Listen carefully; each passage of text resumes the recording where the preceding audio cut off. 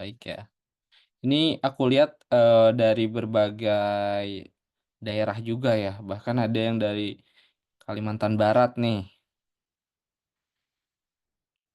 Wait ya teman-teman.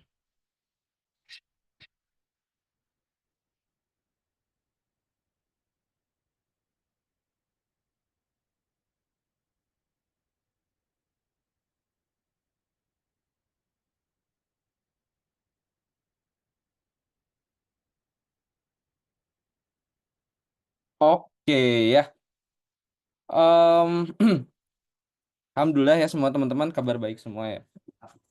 Jadi, malam hari ini, saya Oju Padrohman, akan kita akan lebih ke ngasih pandangan gitu dari sudut pandang saya nih sebagai programmer, sebenarnya AI ini tuh, gimana ya. Jadi seperti judulnya ya, coding atau dikodingin. Jadi, sekarang ini kan marak-maraknya banget nih teman-teman ya, tentang adanya AI ini menjadi sebuah tantangan, menjadi sebuah kekhawatiran juga dari banyak orang. Apakah, AI ini akan menggantikan dan khususnya apakah AI ini akan menggantikan pekerjaan developer dan bagaimana sih developer ini emang apakah masih, cukup luas bidangnya untuk, kita terjun di bidang ini? Nah, oke. Nah mungkin sebelum itu, kita kenalan dulu ya teman-teman ya. Jadi, sekali lagi perkenalkan teman-teman, aku Puji Padrohman dan berikut background pendidikanku. Jadi, aku ini, lulusan dari sekolah, perguruan tinggi vokasi ya, ya yang berada di Subang. Di sini ada yang dari Subang, tapi sepertinya juga ada, adik tingkat saya ya di sini kayaknya. Ya jadi, aku, menyelesaikan pendidikan vokasiku di Subang sebelumnya, kemudian, saya lanjut, untuk, mengambil gelar sarjana saya di, BINUS ya, di Jakarta. Di sini ada yang dari Subang?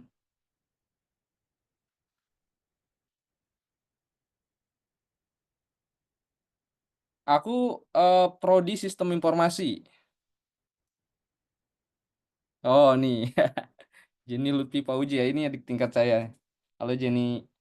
Oke, kemudian background pendidikan saya udah, kemudian lanjut ke riwayat kerja. Jadi, sebetulnya sejauh ini tuh saya bekerja sebagai developer ya seringnya, tapi memang kalau misalnya ada waktu luang saya sering ngoprek juga terkait AI dan teknologi-teknologi yang sekarang lagi, dipakai banyak ya.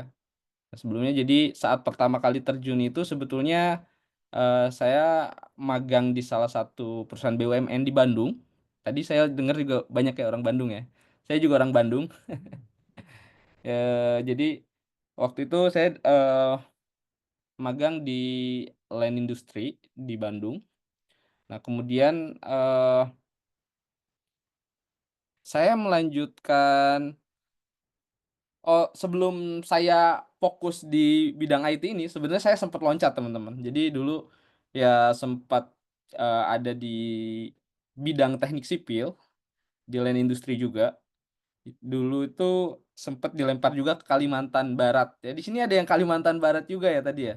Kebetulan aku waktu itu ditugasin di ini, Ketapang. Yang dari Kalimantan tadi dari kota mana? Ada 3 Pauji di sini ya. Pasaran banget ya nama Pauji ya? Tadi Mas siapa tadi yang dari Kalimantan tuh? Nah, aku sempat di Kalimantan ya kurang lebih 4 bulanan. Nah, Mas Pati ya. Kalimantan mana Mas Pati?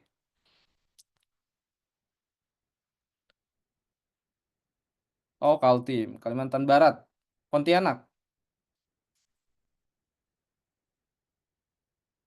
Oh, Sintang. Aku belum sempat ke sana sih kalau ke situ. Oke, lanjut. Dari situ sebetulnya cuma 4 bulan aku mutusin untuk terjun di bidangku yang sesungguhnya ya. Akhirnya aku eee, nggak jadi beralih haluan ya. Aku tetap fokus di bidangku. Waktu itu aku jadi full stack developer di salah satu perusahaan di Bandung. yaitu di PUSI. Ini tuh anak perusahaan dari ITB.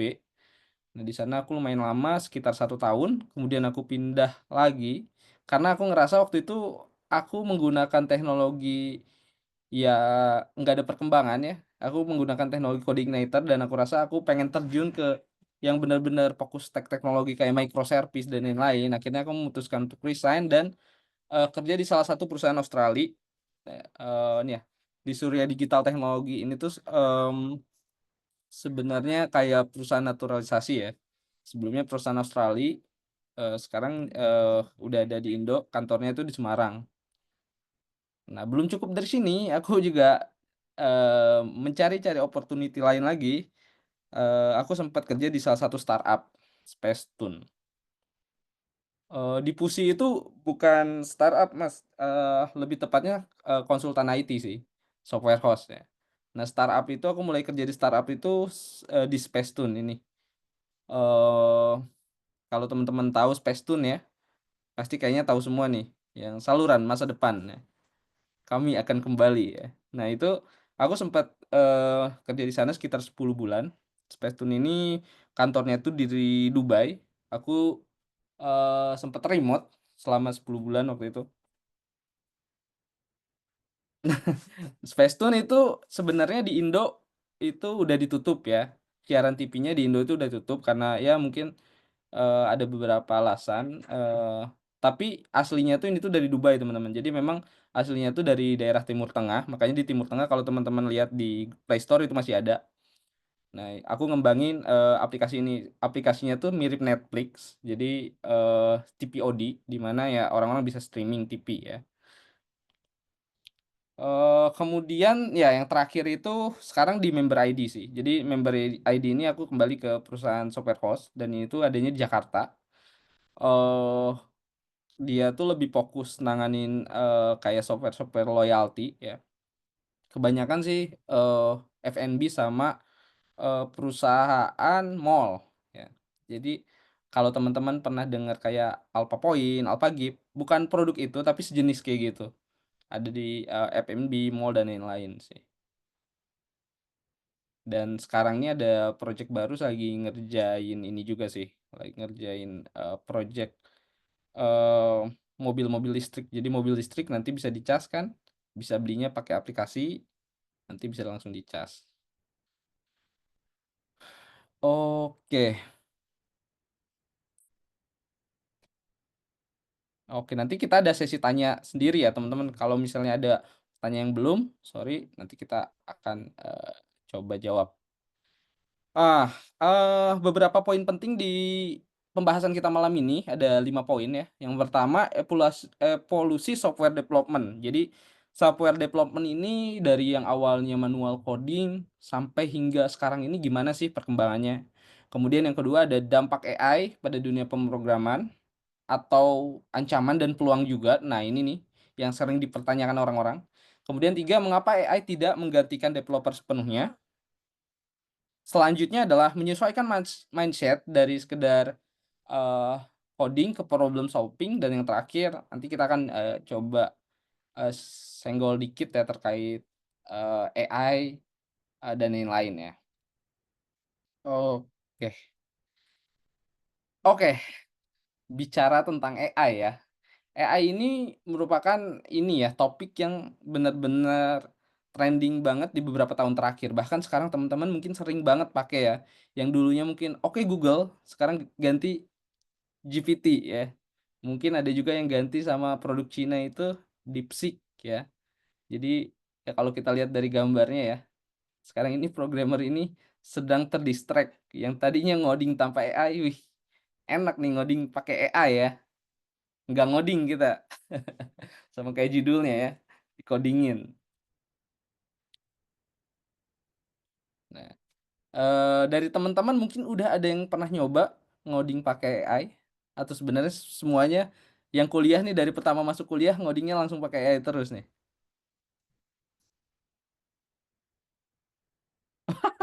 Wah ini ya, mungkin, ada ini ya, sama kali ya suara kita ya? cari error, banyak banget ya cari error di AI, sering banget kan. Dulu mungkin Stack Overflow, sekarang tergantikan lah ya sama GPT kali ya. Wajib banget sekarang tuh ya. Makanya kadang-kadang, aku juga ngerasa kurang setuju sama, apa namanya, misalkan ada interview-interview kerja yang di situnya tulis, "Jangan menggunakan AI," kayak, ya gimana ya, bahkan kita pun kerja developer sekarang ini pakai AI ya, walaupun mungkin sering banget ditekanin, aku dari lead-ku tuh sering banget tekanin bahwa, ya kita walaupun pakai AI, memang harus diuji dulu, dites dulu ya emang, karena, seenggaknya AI itu kan pasti ada sisi halunya ya, jadi enggak semua kodenya error. Tapi so far kalau untuk teman-teman ngebantu belajar ini ngebantu banget sih, ya.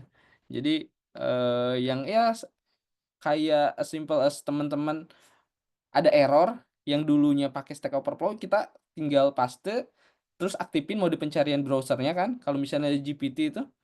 Nah, itu udah dapat kita, bahkan kita dapat juga link referensi asli webnya kan ya. Jadi, so far menurutku ini sangat membantu banget ya. Ya teman-teman ada yang punya pendapat lain, "Oh AI, eee, bikin males ngetik, bikin males." Kayaknya kita sepakat semua ya, AI ini, ngebantu, banget khususnya di bidang oh ada nih Mas Alek nih, enggak juga Bang, enggak setuju, kenapa tuh Mas Alek?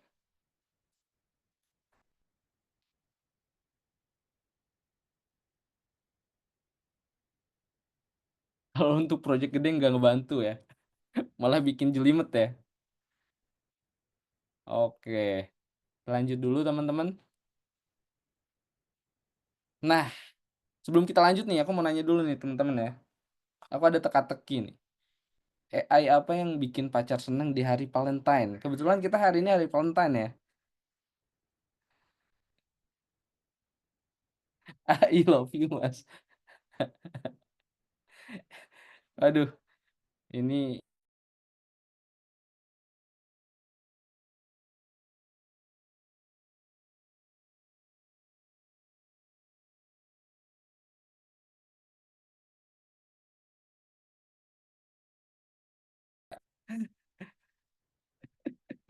oke. Iya iya, kurang lebih sama lah ya jawabannya sama Mas Fauji ya. Ice Teru dibarengi bunga dan coklat. AI si Teru, I love you ya, ya kayak gitulah ya. Eee, oke teman-teman, sekarang kita lanjut ya, eee, pembahasan pertama kita, evolusi software development dari manual coding ke AI assisted coding. Nah, jadi, eee, developer itu gimana sih awalnya sebelum ada era AI sekarang ini ya? Nah, mungkin teman-teman udah nggak asing lagi nih. Siapa yang pernah pakai ini? Atau siapa yang sering? Atau ada yang nggak pernah? Ada yang tahu ini apa? Produk apa ini? GitHub Copilot. Oke, mantap. GitHub Copilot ya. Ini salah satu produk dari GitHub ya, yang tujuannya untuk ngebantu GitHub Copilot. Cuman teman-teman jangan khawatir, sebenarnya ya ini berbayar ya, tapi kalau teman-teman punya email kampus, teman-teman dapetin aja di GitHub, Student Developer Pack, itu tuh gratis kok. Jadi teman-teman tinggal daftar aja pakai email kampus teman-teman, nanti teman-teman dapat. Ini juga aku, nyoba yang ini tuh pakai email kampus. Jadi, bisa free, nggak waduh. Kalau sekolah aku belum pernah nyobain ya, sch.id itu tapi biasanya kalau email kampus pasti work. Jadi, kalau yang kuliah tuh punya email kampusnya gunain aja sama hal-hal positif. Karena GitHub Developer Pack ini nggak cuma ngasih GitHub Copilot, tapi teman-teman ngasih dapat beberapa, benefit-benefit lainnya juga sih yang bisa digunain untuk menunjang produktivitas. Nanti cobain aja sama teman-teman. Oke, nah ini tuh pertama, gimana sih kita mulai era ini tuh sebelum ada era AI ini tuh gimana. Jadi perkembangan teknologi itu cepet banget ya, yang dulunya itu nulis kode itu manual, bahkan sebelum zamanku ya. Kalau di zamanku itu udah lumayan enak karena ada Stack Overflow ya. Dulu programmer-programmer yang sebelum tahun 2010-an itu tuh kayak mereka tuh kalau mau debugging atau apapun masih apa, nyari di buku. Bukan karena nggak ada di internet, tapi ya memang karena nggak ada di internet ya. Jadi walaupun internet udah ada, tapi sumber itu masih terbatas. Jadi mulai-mulai perkembangan tuh 2010 ke atas, nah itu baru mulai tuh banyak banget apa, ini dan program-program di Indonesia tuh seringnya ngumpul di forum tuh Facebook biasanya ya. Kalau mungkin ada yang Kaskus, ada yang pernah nyobain ini, apa, Kaskus di sini? Yaitu salah satu, platform di Indo ya, ya dulu tuh, eee, banyak banget yang untuk kalau ada problem dan lain-lain. Nah, dampaknya itu kayak gimana sih? Jadi AI ini sebenarnya memang nggak secara literal itu nggak benar-benar plek ngegantiin, tapi mengurangi waktu penulisan kode dengan memberikan saran dan autocomplete. Ya, contohnya kayak, aku tuh sering banget misalkan mau nulis, while ya, while dan kebetulan di Visual Studio Code aku, ya sekarang tuh, pakai text editornya Visual Studio Code, dia tuh langsung muncul, rekomendasinya. Jadi while dia tuh langsung ngasih saran tuh. Bahkan, aku nggak ngetik satu kata pun dan aku cek, hampir mungkin sekitar 80% saran dari dia tuh benar ya. Mungkin sisa-sisanya tuh tinggal kita adjust aja dikit-dikit. Jadi benar-benar bisa, eee, mengurangi waktu, di mana kalau dalam dunia development, waktu itu adalah uang. Artinya, ya berarti kita bisa menghemat uang, menghemat cost, menghemat budget. Jadi pas development kita lebih cepat, karena ada ya namanya autocomplete itu ya. Dan beberapa produknya kayak GitHub Copilot yang tadi kita lihat, ada Type9, ada Code Whisper, ya walaupun mungkin produk-produk ini tuh pasti berbayar pastinya, tapi nggak apa-apa kita masih bisa pakai yang gratisan atau minimal yang, free trial-nya ya teman-teman ya. Karena, memang AI ini kan dijalanin pasti pakai, GPU, jadi mau nggak mau pasti kita harus bayar ya.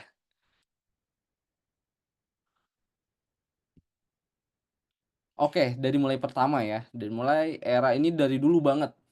Jadi sebelum ada AI ini, programmer itu ada di tahap, ngodenya tuh pakai Assembly. Ini juga sebetulnya waktu aku kuliah tuh udah nggak ada, karena ini tuh udah lama lama banget ya, tahun-tahun 90-an, di mana tahun 90-an tuh baru-baru banget bahasa pemrograman tingkat tinggi ya. Jadi, dulu itu sebelum ada bahasa pemrograman tingkat tinggi itu, orang-orang ngodingnya pakai bahasa Assembly, di mana itu tuh, eee, masih bentuk binary. Teman-teman pernah belajar biner kan ya, di tempat kuliahnya? Nah, jadi ya 0 sama 1 ya, 0 sama 1. Jadi, dulu itu pakai assembly, di mana itu tuh sebetulnya ada, instruksi-instruksinya, sehingga dikonversi jadi assembly. Cuman ya keterbatasannya adalah kita nggak bisa baca langsung kan sebagai sebagai manusia, kita harus ngitung dulu nih, angka-angkanya harus kita hitung dulu baru kita tahu, oh ini instruksinya itu apa. Karena, dalam software development pasti kita tahu ya, eee, paradigmanya itu input, proses, output, pasti semua hal tuh ada kayak gitu dan ya tapi effort-nya adalah kita harus ngitung dulu nih, binary ini tuh buat apa ya? Setelah kita hitung, oh baru kita tahu nih instruksinya, ini tuh untuk ngelakuin sesuatu dan lain-lain. Nah di sini kita keterbatasannya itu, sering salah dan lain-lain ya. Kode assembly itu benar-benar, sulit dibaca karena ini tuh disebut juga biasanya bahasa tingkat rendah. Nah kemudian next, eee, di awal-awal tahun 90-an, awal tahun 2000-an lah ya mulai ininya. Orang-orang tuh udah berganti sama bahasa pemrograman tingkat tinggi, di mana ada C, Fortran, di sini tuh ada COBOL ya, walaupun ini tuh sebenarnya jarang juga ya dipakai, karena ini tuh bahasa pemrograman tingkat tinggi pertama ini. Mungkin yang sekarang tuh temen-temen pasti kalau di kuliahan ya, aku tebak pasti PHP ya, bener nggak? Kayaknya tim-tim, eee, tim-timnya Bapak Sandika Galih nih. Yang di Bandung biasanya sering ini harusnya ya, yang di Bandung biasanya harus seringnya meet up ya sama developer-developer influencer. Wah, oh Laravel mainnya Eloquent nih ya, SMK udah belajar PHP. Iya ya, ya nggak apa-apa ya, PHP itu bagus ya asal jangan nge-PHP-in orang aja ya. Jadi oh ada Java Spring Boot. Jadi bagusnya PHP itu kalau teman-teman, yang belajar Laravel itu bagus nggak apa-apa karena, itu tuh untuk memperkuat, eee, konstruksi teman-teman belajar object oriented. Jadi ya pelajari aja nggak apa-apa. Dulu juga aku sempet mikir, "Ngapain ya belajar PHP?" Dari zaman kuliah tuh aku sempet mikir, "Ngapain belajar PHP?" Mau sosok idealis, tapi seenggaknya memang PHP itu berguna kok. Jadi dengan adanya teman-teman belajar PHP itu, pemahaman teman-teman tentang object oriented itu jadi lebih oke. Jadi setelah teman-teman paham PHP, teman-teman mau pindah ke Java Spring Boot atau misalkan, ya pemrograman yang berorientasi objek tuh, bakal nggak aneh lagi sih harusnya. Tuh kan, ini juga pakai PHP untuk handle puluhan ribu user, kuat. Udah banyak banget sih produknya ya, jadi, emang nggak diraguin. Apalagi sekarang tuh, kalau teman-teman sempat lihat video-video, eee, yang di-post sama Pak Eko ya, pasti pada kenal ya harusnya kalau developer-developer. Itu tuh PHP sekarang ada compiler-compiler-nya banyak kan ya, dan itu tuh benar-benar bisa meningkatin efisiensi untuk nge-running script-nya juga. Jadi ya nggak kalah lah ya. Oke, nah jadi bahasa selanjutnya tuh yang tingkat tinggi. Jadi setelah tingkat tinggi tuh, itu lebih mudah lagi nih developer ya. Nah, setelah ini, setelah bahasa tingkat tinggi, developer makin dimanjain lagi, ada yang namanya IDE. IDE itu apa? IDE itu banyak banget ya. Salah satunya IDE itu adalah yang sering kita pakai ya, atau teman-teman kalau pernah dengar Visual Studio Code itu salah satu IDE, di mana, IDE ini bukan bukan sekedar text editor biasa, tapi dia itu udah full integrasi. Salah satu, eee, bedanya IDE sama text editor adalah ada yang tahu teman-teman?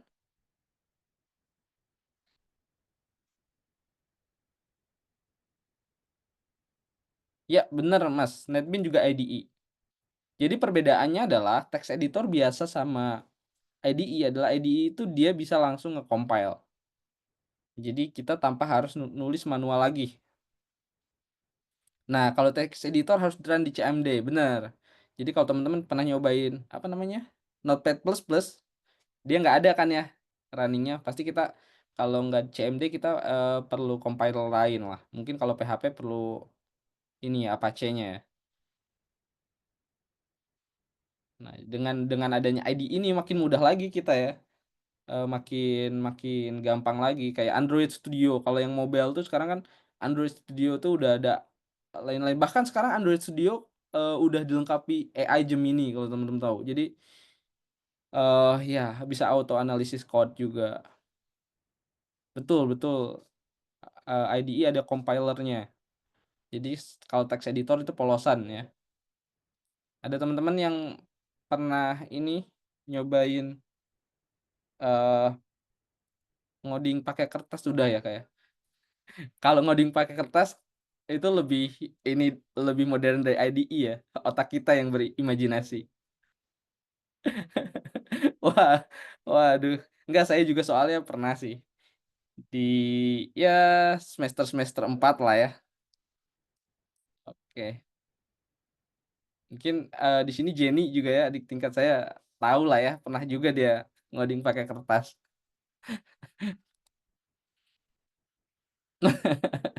Ya gitulah ya, itu lebih modern ya karena otak kita langsung yang compile tuh. Bingung bedain space sama tab itu gimana yang nulisnya, kalau kalau tulisannya penulisnya jelek ya, ya gitulah langsung error.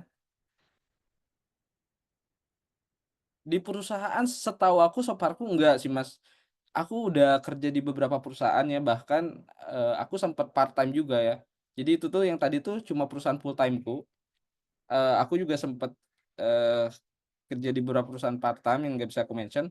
Nah itu tuh sebenarnya jarang jarang pakai, ini, jarang pakai kertas, rata-rata tuh biasanya itu pakai, platform yang kayak HackRank gitu sih, HackRank. Kalau enggak ya nulis di doc sih, iya.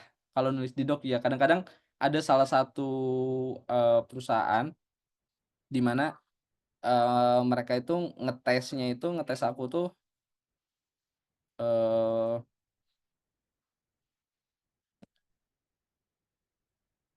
wait teman-teman, bentar ya teman-teman, ini lagi azan bentar, mungkin 5 menit. Kalau teman-teman mau ngambil snack atau minum silakan ambil dulu ya. Ini, aku sambil nunggu azan dulu ya 5 menit. Oke.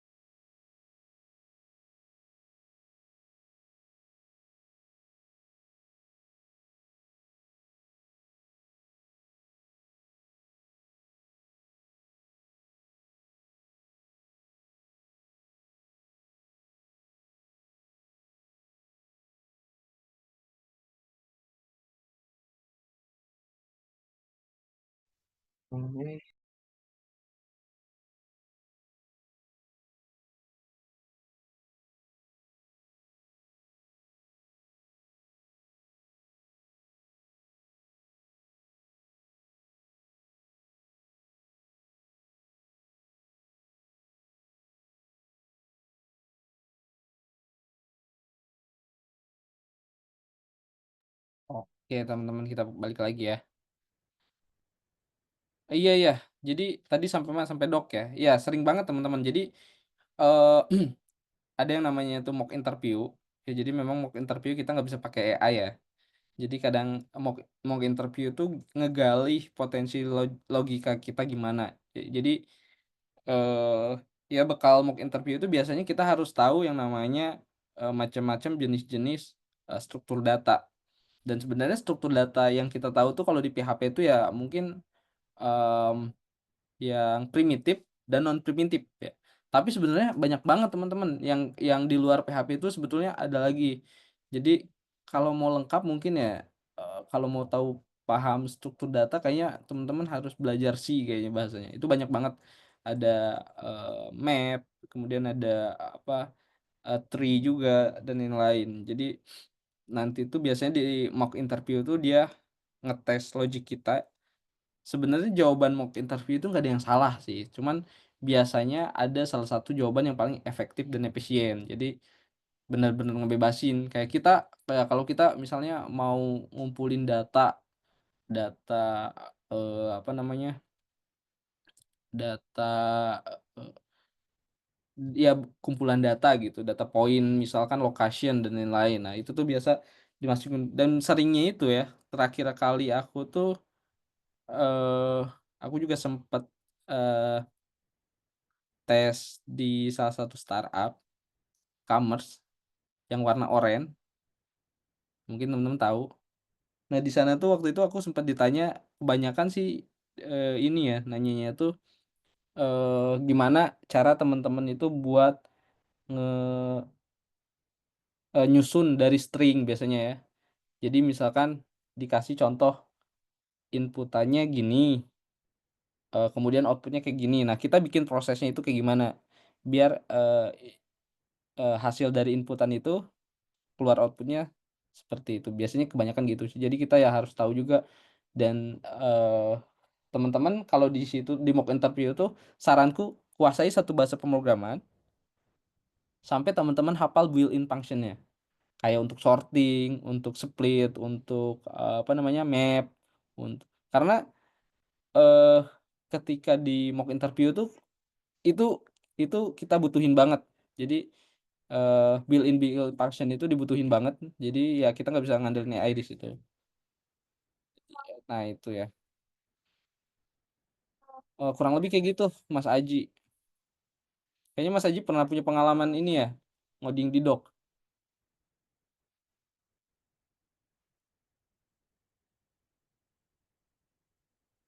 Nah setelah setelah fase IDE ini teman-teman ada yang tahu nggak apa? Oh sempet pakai kertas ya? Oke oke, biasanya sih pakai kertas segitu sih buat buat nanya logik ya. Jarang sih ada yang ngoding di kertas sih setahu aku ya, kecuali di zaman kuliah. Oke, kita lanjut lagi. Nah tadi tuh, oh ini harusnya D ya. Nah setelah fase IDE, sekarang tuh ada lagi lanjutannya. Jadi IDE-IDE sekarang tuh dilengkapi dengan AI. Ya contohnya kalau Visual Studio Code kita bisa install extension. Nah kalau misalnya Android Studio itu bahkan Android Studio itu udah dari sananya udah ada AI-nya. Jadi dia udah integrasi sama, Gemini. Jadi tinggal, ngelakuin prompting aja. Kalau dulu tuh, eee, orang-orang ya kita harus code dulu, code everything, sekarang tuh ganti sama prompt everything. Selama teman-teman tahu prompting ya, ya kita, eee, biasanya software developer itu bisa ini, terkadang kalau di perusahaan kita onsite kantor untuk tes interview coding dan langsung dilihat ya ARD atau record pengalaman saya interview. Iya bener sih. Jadi balik lagi sih masing-masing ya, itu gimana perusahaannya. Memang ada yang sampai sebegitu ketatnya. Kadang-kadang ya, eee, ya itu kayak kadang-kadang yang nggak boleh pakai AI dan lain-lain. Sebetulnya itu tuh, buat ngetes kemampuan kita, tapi aku kurang suka kayak yang, bikin project misalkan nggak boleh pakai AI. Kalau misalnya memang pakai AI harusnya ya pakai, Docs aja ya, langsung one by one interview. Jadi mungkin itu lebih tahu, lebih kegali juga gimana potensi, calon, eee, yang lagi direkrut. Nah fase-fase ini tuh udah lanjutin. Nah sekarang tuh memang, fase-fase dan nggak sedikit juga loh teman-teman yang recruiter, bikin soalnya pakai AI juga.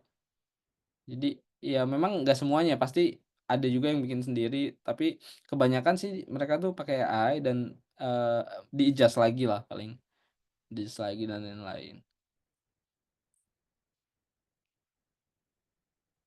Oke. Nah ini, di sini ada gambar ya, ketika AI mulai ngebut, tapi software kita masih ngesot. Nah di sini teman-teman masih sering kah?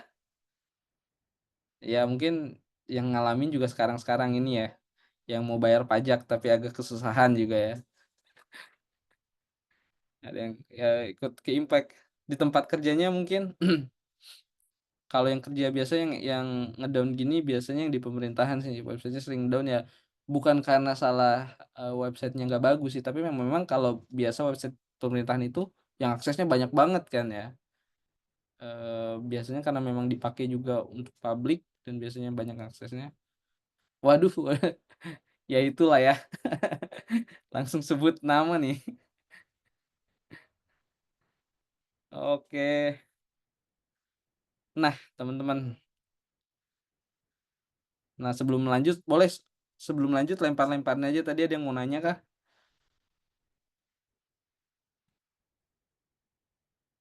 Jadi apa ya, di atas tuh ada yang ya pokoknya jadi era perkembangan pasti udah, kurang lebih kayak gitu ya teman-teman. Jadi nggak langsung AI, banyak banget fase. Jadi, kenapa sekarang ada di, eee, apa, era AI ya bukan berarti yang dulu tuh susah, karena dulu juga teknologi itu terus berkembang gitu, yang dulunya sebelum ada IDE, kemudian sebelum ada bahasa tingkat tinggi, bahasa tingkat rendah. Jadi ya tetap berkembang dan AI ini salah satu dari dampak perkembangannya ya. IoT nggak bisa diganti. Mmm, menurutku IoT kayaknya tetap bisa IoT kan mainnya sensor ya, selain sensor sebetulnya, eee, bisa juga sih tergantikan sama AI. Contohnya ya,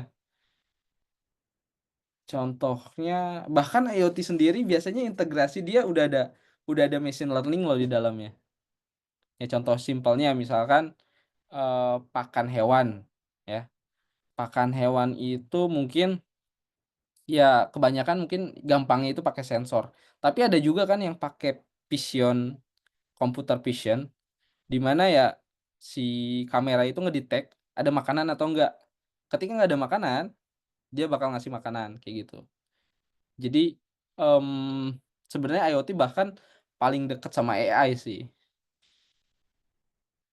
Jadi di balik-balik, biasa sensor-sensor IoT itu memang dilengkapi juga machine learning, cuman kitanya aja nggak tahu. Nanti mungkin di akhir aku mau jelasin taksonomi AI itu gimana sih eee, bisa apa, sampai jadi di AI. Kebetulan waktu S1 kemarin aku ngambil mata kuliah AI ya, walaupun aku kira AI semudah itu, ternyata tidak ya teman-teman. Yang expect-nya aku, wah aku bakal dapat A dan ternyata enggak juga. Aku waktu itu dapat dapat B kalau nggak salah. Karena ya lumayan sulit ternyata ya aslinya itu penuh dengan perhitungan dan lain-lain. Jadi teman-teman kalau misalnya mau belajar AI, siapkan dulu untuk, berhitung. Kayak linear regresi dan lain-lain itu tuh masih basic ya, karena di AI nanti lebih dalam lagi perhitungannya.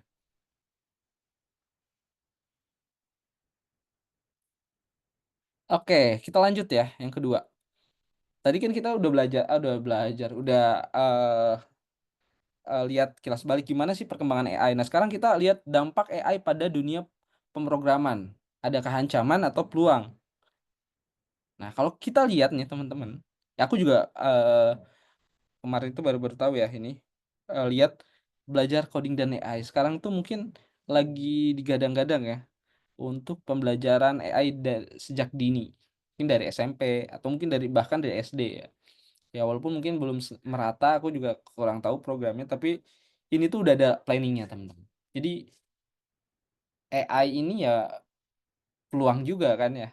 Jadi karena udah diterapkan berarti, eee, harapannya adalah ya minimal berarti teman-teman sekolah udah pada jago prompting lah ya, udah pada jago prompting. Nah kemudian di balik ada peluang, ada juga tantangan atau, eee, ancamannya. Apa itu? Nah kalau kita lihat dari berbagai, berita ya, 5 pekerjaan yang terancam hilang karena AI. Di sini ada teknik sipil contohnya ya, teknik sipil kenapa bisa digantikan, karena, AI tinggal masukkan gambar, terus bisa ngitung. Nah bagusnya AI sekarang mungkin kalau kita mau desain gambar yang aneh-aneh yang mungkin ada, melengkung, melingkar dan lain-lain, itu kita cuma butuh prompting doang. Mungkin kita tentuin aja, kita sebutin dan ngelakuin prompting itu lebih mudah daripada kita nginput sesuatu ya. Kalau mungkin dulu, pakai, software-software, teknik sipil tuh ya untuk ngebikin 3D dan lain-lain ya, kita perlu nginput kan, perlu nginput parameternya dan lain. Mungkin sekarang kita bisa pakai bahasa manusia doang, kita ngelakuin prompting, buatlah sebuah gambar tabung, diameter bla bla bla bla, nanti bakal keluar. Itu contoh kecil ya. Makanya ini, terancam. Sebetulnya, kalau hilang enggak sih, cuman mungkin bakal digantikan. Jadi teknik sipil yang nggak ngerti AI mungkin bakal digantikan dengan teknik sipil yang ngerti AI, karena mungkin dari segi pengerjaan lebih cepat. Nah, kemudian yang kedua, ada sekretaris nih. Sekretaris ya udah asisten pribadi itu, personal assistant itu udah nggak asing lagi lah sama AI ya. Bahkan ya sebelum ada AI yang kayak sekarang ini, apa namanya, Google Assistant juga udah cukup ya jadi asisten pribadi setiap orang. Jadi kayak bikin meeting kita tinggal, voice suara aja, bikin alarm dan lain-lain ya. Nah, tambah lagi sekarang udah integrasi AI pasti lebih mumpuni lagi ya untuk, kayak ya job desk sekretaris ya. Kemudian selanjutnya ada akuntan. Nah, akuntan nih menurutku nggak sepenuhnya benar ya kalau akuntan ya. Kenapa? Karena akuntan ini banyak banget faktor eksternalnya yang kita nggak bisa nilai. Yang namanya akuntan ini berhubungan sama, kadang ada berhubungan sama ekonominya ya, di mana ekonomi itu masih belum bisa terprediksi oleh AI, karena ekonomi itu ya berdasarkan pasar juga kan, apalagi pasar global, di mana kalau ada suatu isu pasti ya harga-harga itu fluktuatif lah, nggak bisa prediksi.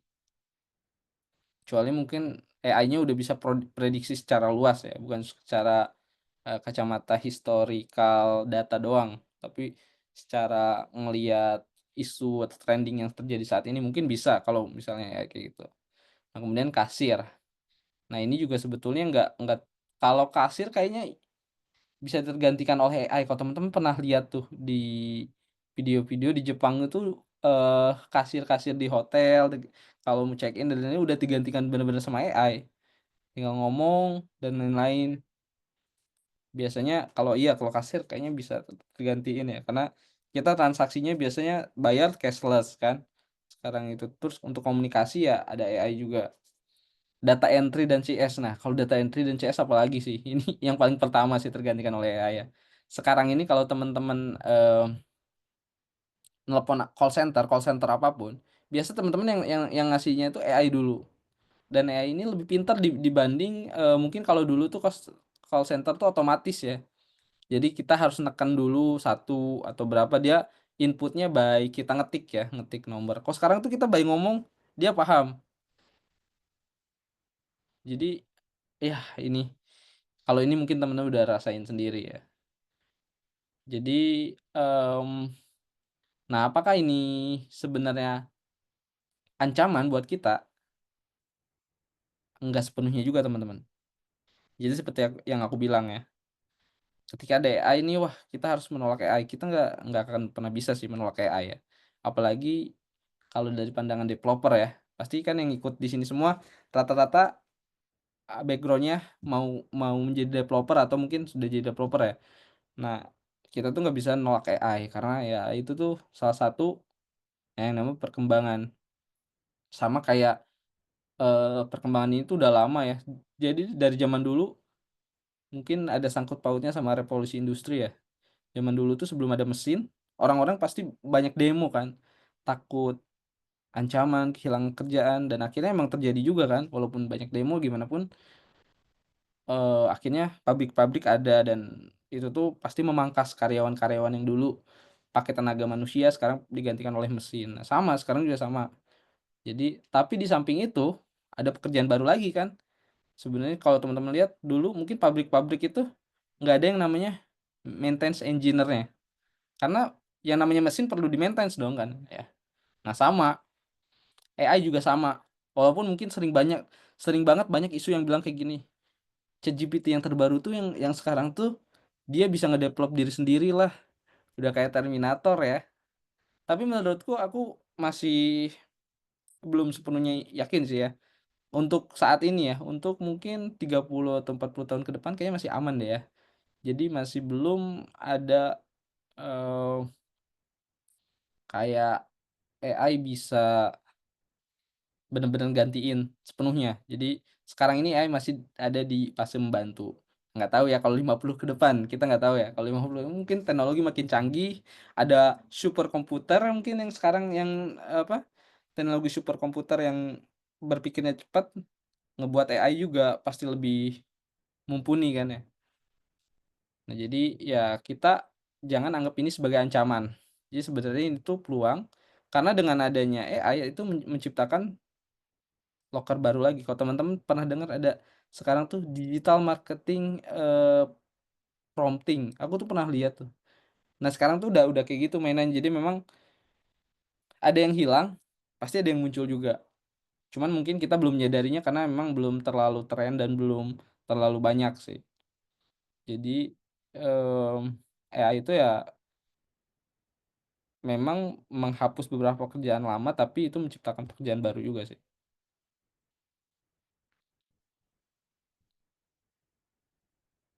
AI bisa digunakan untuk membunuh orang. Ya tergantung konteksnya ya, ini ngebunuh dalam konteks pekerjaan atau apa. Kalau misalnya dalam pekerjaan ya, mmm, sebenarnya nggak ini ya, nggak terlalu ini, karena yang lebih digarisbawahi adalah developer, kayak developer aja, developer yang bisa AI,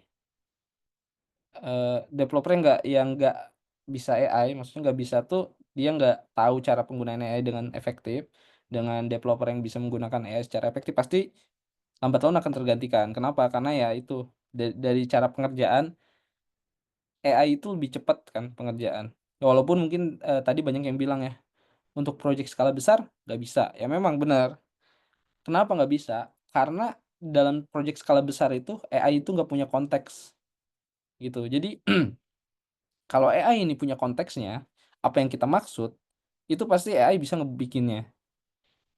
Dan sebenarnya ada triknya juga, cara kalau teman-teman mau bikin project besar pakai AI, ya mungkin salah satunya teman-teman harus punya akun AI yang premium, karena kenapa? Karena itu ya pasti lebih, banyak fiturnya dan lebih relevan juga.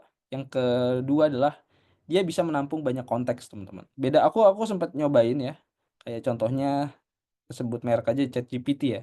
ChatGPT yang free sama yang berbayar. Yang free itu kadang-kadang ketika aku udah banyak bubble chat-nya, itu bakal error kan. Dia harus maksa untuk nge-refresh. Beda sama yang berbayar. Yang berbayar tuh mungkin ada juga tapi dia lama banget. Nah, itu dari segi penampungan konteksnya pun itu sedikit. Jadi ya, mmm, itu, tes-tes. Aman? Aku nge-lag nggak? Di yang lain nge-lag nggak?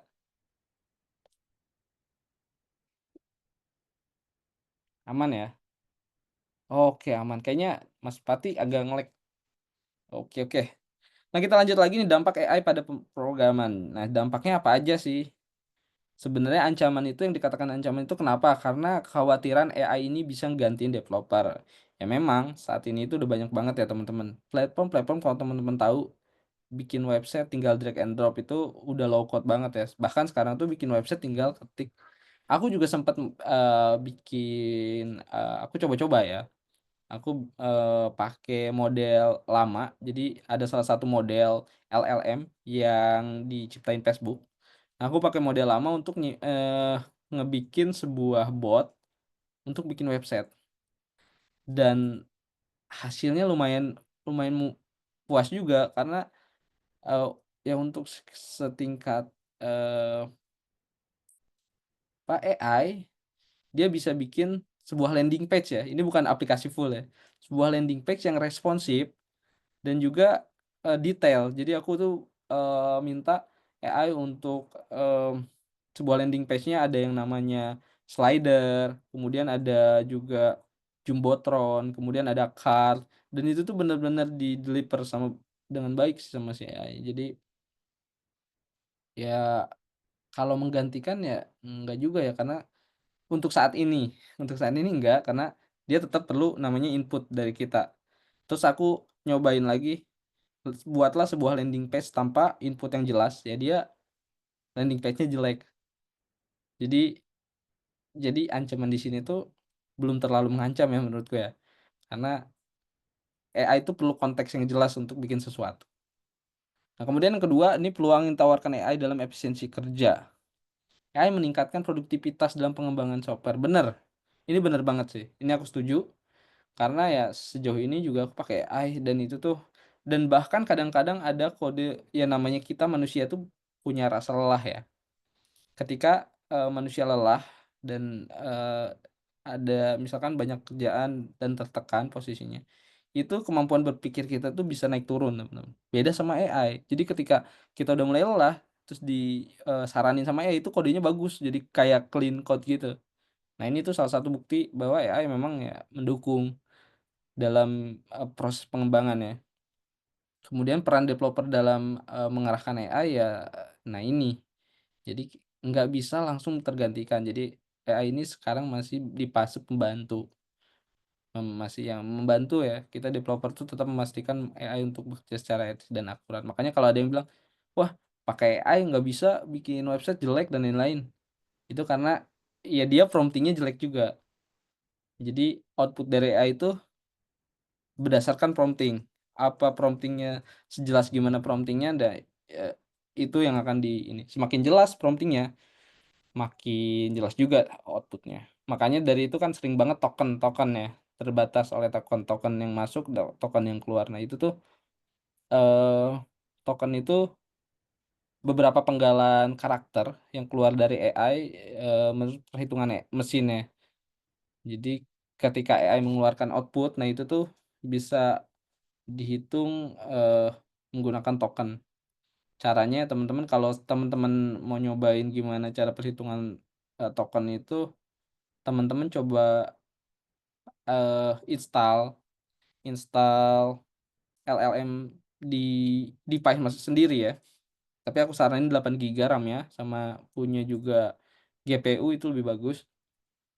Nah untuk, nginstal terus jalanin aja chat-nya di terminal, pasti dia tuh, bukan per kata keluarnya tuh, tapi per 3 karakter, per 4 karakter, nggak jelas gitu. Nah itu tuh tokennya, tokenisasi di LLM itu kayak gitu. Jadi memang terbatas ya terbatas ya, karena dia itu tetap perlu GPU ya. Jadi AI ini running-nya semakin teman-teman kayak pakai device, apa namanya, gaming ya, laptop gaming, semakin cepat tuh respon yang keluarnya AI.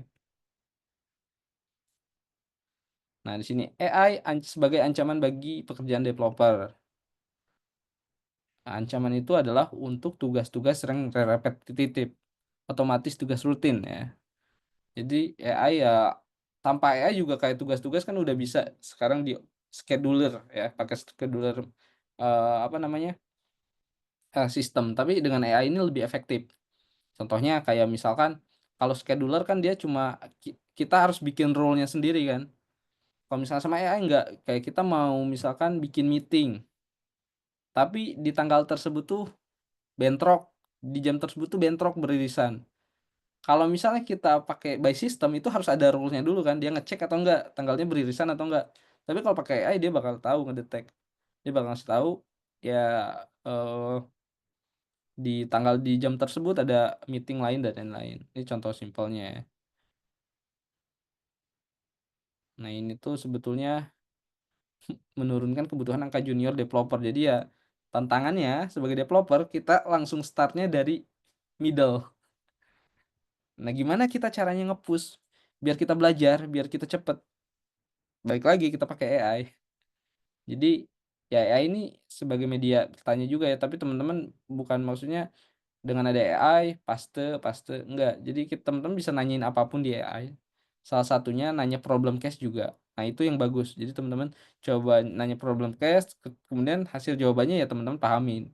Nah, itu cara teman-teman misalkan yang sekarang masih belajar-belajar pengen jadi developer, bisa cepet-cepet, naik. Sebetulnya junior, middle, dan lain-lain itu sebenarnya itu tuh cuma titel teman-teman ya. Jadi teman-teman jangan terpaku. Yang penting teman-teman adalah belajar aja belajar, karena bisa jadi, seseorang ya, yang tadinya middle di perusahaan A, ketika masuk ke perusahaan B itu jadi junior lagi.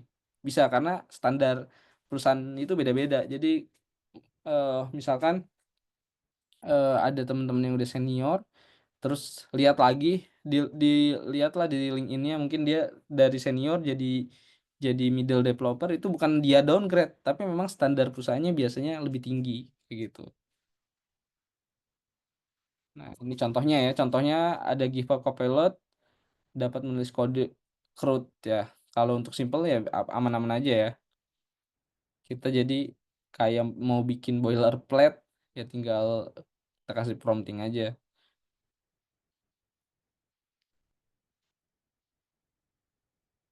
Penurunan permintaan untuk skill tertentu ya. Nah, jadi, dengan ada AI ya memang banyak, skill-skill yang ya tergantikan lah ya. Jadi terutama skill kita mahamin ini ya, ngehafal ngehafal namanya sintaks itu kan memang, apalagi yang biasanya ngehafal sintaks tuh front end sih kebanyakannya. Ya back end juga sama sih, cuman yang lebih kayak kalau front end kan ngapalin komponen tuh, HTML tuh gimana, apalagi sekarang tuh perkembangan semakin baru biasanya HTML, apa namanya, HTML5 juga ngeluarin ngeluarin lagi fitur-fitur baru ya yang bisa ditopang sama browser-nya. Bikin slide pakai AI juga enggak, ini udah untuk slide-nya sih, ini dari Flowcam ya. Jadi aku cuma cuma ngebawain aja. Enggak kok, bukan AI, ini masih manusia ya. Karena, kalau AI, beda sih. Ya sebenarnya aku juga kadang-kadang kalau kepepet sering pakai ya. Temen-temen boleh pakai Gamma.app kalau yang kepepet ya, yang kuliah atau sekolah, pakai aja itu. Karena ya lumayan juga lah kalau untuk kepepet kayak, 5 menit lagi presentasi gitu. AI-nya apa, slide-nya belum ada ya ini. Biasanya aku gitu sih, biasanya biasanya pas pas kuliah S1 kemarin tuh kalau misalnya ada presentasi apa-apa tuh, kalau dadakan ya aku pakai pakai slide ini aja, yang penting teman-teman apa, yang penting teman-teman validasi dulu, oh slide-nya bener, terus, teman-teman sesuai sama yang dibawain materinya. Kalau presentasi, kalau nggak presentasi ya udah tinggal kumpul nggak sih? Kemudian lanjut lagi kompetisi di pasar kerja. Jadi AI ini ya sebenarnya kalau di pasar kerja ini luas banget ya, sebelum ada AI juga memang udah ini ya, efek adanya internet, kita persaingannya itu udah ketat banget, tambah sekarang adanya AI, jadi semua, lebih mudah. Mudahnya itu apa? Mudahnya itu adalah mudah mendapatkan informasi. Contoh, sekarang deh teman-teman mencari sesuatu di Google, itu udah dibantu loh sama Gemini. Yang dulunya mungkin kita harus buka dulu satu-satu, sekarang udah jarang. Aku udah jarang banget kalau buka Google tuh ya udah walaupun mungkin jawaban dia perlu perlu kita validasi lagi, tapi dia tuh ngejawab tuh berdasarkan hasil hasil searching-an page-nya juga. Jadi biasanya Google itu di halaman pertama itu apa, nah dia tuh nyimpulin dari beberapa jawaban di page di halaman pertama itu kayak gimana. Nah itu yang akan dikeluarin. Makanya ya ini perusahaan, dan sekarang tuh saingan di pasar kerjanya adalah perusahaan lebih banyak memilih AI, dibanding developer. Itu, nyata sih.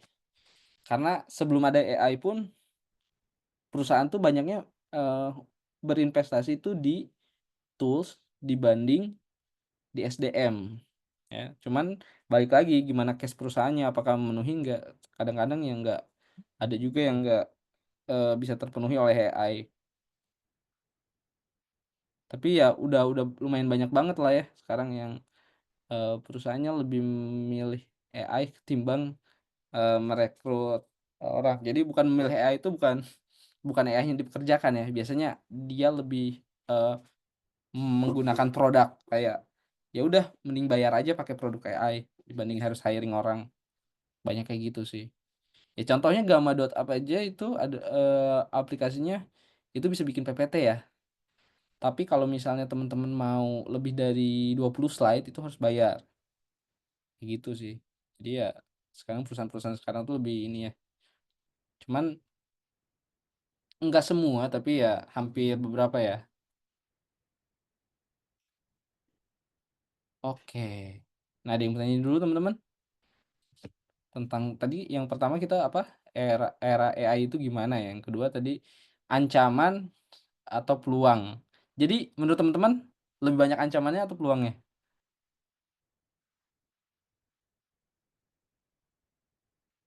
dengan adanya AI ini?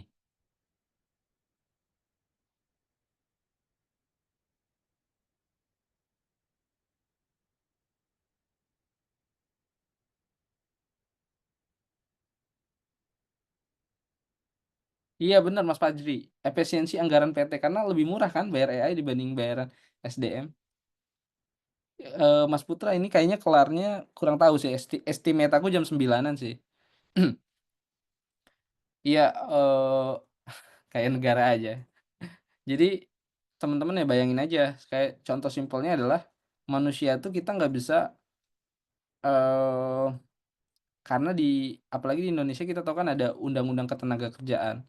Jadi nggak bisa semerta-merta nge-treat manusia itu kayak robot. Dan banyak banget kayak yang perlu dipenuhi kayak misalkan asuransi kesehatan. Pasti kalau teman-teman, kalau kayak perusahaan hiring orang itu pasti kan ngorbanin itu. Kemudian yang kedua, ada tunjangan hari raya, bentar lagi mau THR nih, iya kan? AI nggak dapet THR dong. Ya AI itu ya gimana price-nya itu dan bahkan sekarang tuh banyak banget kayak, produk-produk AI yang nawarin pay as you go. Itu menurut perusahaan lebih murah karena ketika dipakai ya dibayar, ketika nggak dipakai nggak dibayar kan. Efisiensi anggaran, waduh ini kayaknya mau mau apa, topiknya mau ngambil ke pinggir-pinggir jurang nih ya kayaknya. Oke teman-teman, kita lanjut lagi ya, mengapa AI tidak akan menggantikan developer sepenuhnya? Ini bukan tidak akan, tapi tidak menggantikan developer sepenuhnya. Ya menggantikan sedikit-sedikit ya, iya. Nah ini yang pertama ya, AI kurang kreatif dalam, problem solving. Menyelesaikan masalah perlu, eee, kreativitas manusia. Ini benar, aku setuju karena AI itu harus kita pandu. Ya AI itu kayak anak kecil sih, kayak kita minta apa-apa tuh harus dijelasin dulu. Kayak misalkan, mmm, eee, kayak kita tuh mau nanya, liburan, tempat destinasi di Bandung itu apa sih? Nah, tapi itu tuh nanti dia random kan ngasihnya. Nah, kalau mau jelas itu, tempat destinasi di Bandung itu bagi warga Jakarta misalkan, itu di mana pada saat musim apa gitu. Jadi dia tuh lebih spesifik lagi. Jadi tetap kita, tetap perlu bantuan konteks yang lebih jelas lagi. Makanya, nggak bisa terus kalau teman-teman nge-generate image, pasti kalau misalnya teman-teman buatlah gambar apa gitu misalkan, pasti ada tulisan-tulisan asing yang nggak jelas kayak tulisan Thailand gitu. Kalau ada yang pernah nggak nge-generate image, terus tuh tulisan-tulisannya kayak tulisan Thailand gitu? Nah, itu tuh sebenarnya bisa di-handle kalau teman-teman konteksnya jelas, ditulis itu jelas. Biasanya itu tuh, placeholder AI itu kayak gitu, dia tulisan-tulisan asing yang nggak jelas kayak tulisan alien. Nah, kemudian kebutuhan interaksi manusia dalam pengambilan keputusan. Nah, intuisi. Nah, keputusan-keputusan intuisi ini ada yang nggak bakal digantikan sepenuhnya ya. Kayak contohnya apa? Contohnya adalah project manager, itu masih belum bisa digantikan oleh AI. Kenapa? Karena ada beberapa keputusan yang bisa diambil oleh project manager dan AI nggak bisa. Contohnya kayak, ngelihat nih kinerja karyawan nih menurun, apa yang perlu ditingkatkan dan lain-lain. Karena ya AI itu kan dia berdasarkan logik ya, dia nggak punya empati kan, kayak kalau sedangkan manusia kan punya kan ya. Ngelihat nih misalkan, si developer-nya ini kenapa, ada masalah sesuatu kah, ada problem kan bisa digali ya sama si project manager. Tapi kalau AI kan berdasarkan apa yang dia ketahui doang, by data. Misalnya performance developer ini menurun, AI bisa aja ngambil keputusan, "Oh hiring developer baru." Padahal belum tentu efektif juga, bisa jadi lingkungan, kerja dan lain-lain ya. Itu contoh kecilnya. Jadi ada beberapa hal intuisi manusia yang memang belum bisa tergantiin sama AI. Kemudian peran AI sebagai asisten, bukan sebagai pengganti. Nah, ini yang aku bilang dari beberapa slide sebelumnya ya. AI itu masih sekarang tuh sebagai pembantu. Nggak tahu kalau AI udah modern lagi ya, udah kayak Terminator lah. Manusia yang jadi pembantu saya, nggak tahu ya kita ke depannya ya. Tapi kalau untuk saat ini ya AI masih jadi pembantu dalam pekerjaan developer. AI kurang dalam kreativitas dan problem solving yang kompleks. Nah ini ya tadi ya, tidak punya imajinasi, pasti halu. Teman-teman pernah lihat nggak video video nenek-nenek yang berantem sama buaya terus tiba-tiba naik skuter. Pernah nggak di IG? Ada yang pernah lihat nggak? Ada nggak? Yang dia nenek-nenek nih, terus ada buaya, terus tiba-tiba, ya random pernah ya? Nih yang ketawa-ketawa ini pasti pernah nih. Nah kayak gitu, dia tuh emang punya imajinasi, tapi absurd kan imajinasinya nggak bener-bener yang terjadi di real life kita. Ya tiba-tiba buaya berubah jadi motor kan, saya pernah buah jadi burung puyuh, kalau di TikTok kucing dikejar tempe ya kan kayak gitu. Maksudnya, eee, ya dia tuh nggak punya imajinasi yang bener-bener real human, yang itu tuh nggak bakal terjadi. Dia tuh AI itu luas banget sih. Jadi ya kayak gitu sih. Nah, kemudian keterbatasan inovasi AI tidak bisa berpikir di luar kotak. Nah, AI itu dipikir berdasarkan data, karena gimana pun juga kita pakai ChatGPT itu tuh udah di-training dengan jutaan data jutaan data di belakang, makanya dia tahu. Makanya sebelum dia terintegrasi sama internet, waktu kita nyobain versi-versi lama pasti dia terbatas di tahun 2021 kan ya. Nah itu karena dia, eee AI itu nggak bisa berpikir di luar kotak, dia tuh selalu berpikirnya berdasarkan data. Apa yang kita input ya dia nggak jauh-jauh dari situ. Jadi, mmm, ya belum belum inilah. Kalau sekarang mungkin, eee, lebih bagus karena AI sekarang tuh bisa, ini juga ya, bisa, by vision juga. Kalau teman-teman cobain GPT yang premium di HP, itu bisa by video juga ya, kayak video call-an kita. Sama AI, ya udah keren sih itu tuh mungkin salah satu project Google yang namanya tuh Project Astra. Cuman kayaknya didahului sama GPT, ya sekarang udah lumayan canggih lah ya. Tapi tetep aja dia nggak bisa, berpikir, eee, nggak karena dia nggak punya empati, dia nggak bisa langsung, apa, berpikirnya itu memang selalu by data. AI bisa membuat desain UI berdasarkan template yang ada, tapi sulit menciptakan desain yang belum pernah ada.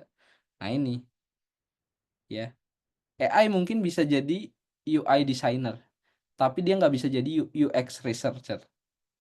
Dia tahu semua teori UX, tapi dia nggak akan bisa nyiptain karena dia, bercerminnya ke belakang ya, bukan nyiptain sesuatu yang baru. Dia bisa nge-generate sesuatu yang baru, tapi berdasarkan data, bukan manusia ya. Nah itu bedanya sih, imajinasi manusia lebih luasnya. Jadi ada hal banyak yang terbatas sih dari AI. Nah, contohnya misal generate gambar nih, ada yang tahu ini gambar apa? Ini gambar anak kecil, anak SD. Wah, waduh, kenapa dia bisa nge-generate ini? Ya karena udah ada datanya, udah ada datanya, bukan sembarangan itu. Ya contoh ini adalah salah satu contoh, produk AI ya, mmm, kalau kalau kita nge-generate, apa namanya, by data yang udah ada, dia pasti bisa, karena dia ngecari data yang ada di internet ya. Tapi kalau misalnya kan aku, eee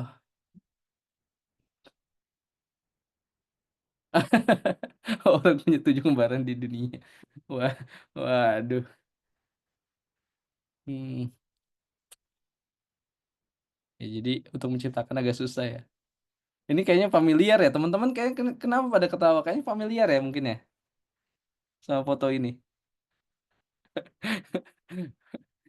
Eee,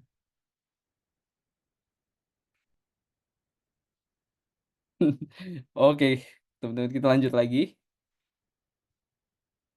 Yang selanjutnya ya tadi ya, tidak memiliki empati dan, persepsi emosional ya, bener ya? Ya AI itu nggak punya, rasa empati dan persepsi. Sebenarnya dia pintar sih dalam, membaca situasi dan kondisi, cuman kalau benar-benar punya empati nggak bisa. Mungkin alasannya ya menurutku karena dia nggak punya banyak data. Jadi kayak, mmm, kalau kita kan nanggepin orang itu ya contoh simpelnya teman-teman kuliah ya, teman-teman kuliah, teman-teman tahu karakter dosen teman-teman kan. Ketika dosen teman-teman misalkan atau misalkan guru teman-teman lagi bad mood, teman-teman tahu kan apa yang perlu teman-teman lakuin. Nah, teman-teman karena punya yang namanya emosional. Sedangkan AI itu ya karena mungkin keterbatasan dia nggak punya data, keterbatasan dia nggak punya vision, nggak bisa melihat ya, kecuali kita ada beberapa fitur yang ada vision-nya itu juga terbatas. Jadi ya makanya untuk saat ini masih belum punya emosional. Waduh waduh, mmm, ini Mas Putra udah mulai ini nih, udah mulai ke sana nih. Oke lanjut lagi teman-teman, kesulitan dalam problem solving dalam yang abstrak. Nah tadi ya, karena ya AI ini kayak anak kecil di mana kita harus ngasih konteks yang jelas. Nggak bisa nih AI ini cuma kita kasih coba, eee buatkan apa gitu. Tapi untuk sekarang ini memang AI udah ada, ininya ya, feedback-nya ya, Kak. Dia tuh bakal nanya, mau buatkan misalkan coba buatkan puisi, langsung dia tuh nanya untuk yang AI-AI yang model terbaru ya. Aku udah nyobain yang model O3 yang mirip-mirip sama DeepSeek. Nah, itu tuh udah mulai ngasih feedback. Nah, tapi kalau misalnya, model-model yang lama itu dia nggak bisa, dia masih masih kayak, eee, ya langsung halu. Jadi AI itu, dalam penggunaan AI itu biasanya kalau teman-teman Eee, mau nyobain, apa, Gemini lah contohnya ya, itu tuh kita bisa aktifin sisinya, dia tuh mau ke sisi logical atau ke sisi creation. Kalau ke sisi creation dia tuh bakal banyak halusinasi sih, tapi dia nggak logis jawabannya. Mmm, nah kalau misalnya ke sisi, apa, logical, ya jawabannya dikit karena, dia generate berdasarkan data yang ada, gitu.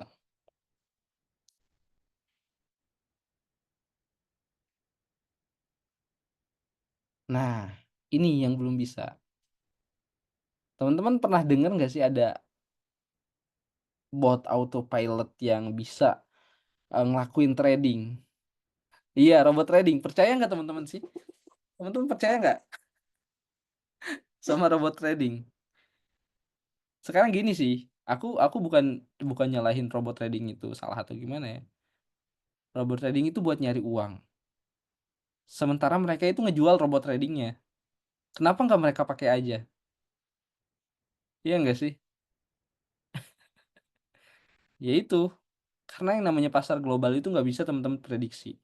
Kayak misalkan ada hal-hal manusiawi yang nggak bisa prediksi, kayak contohnya, sekarang nih, misalkan apa, nilai mata uang apa itu lagi naik, kemudian ada perang lah ya, kayak kemarin ya, misalkan ada perang terjadi, itu tuh bisa langsung turun drastis. Dah hal-hal perang kayak gitu kan, itu nggak bisa terprediksi oleh AI, tiba-tiba ada perang aja kan, nggak bisa, AI nggak seluas itu konteksnya. Jadi ini tuh bener-bener halu sih kayaknya.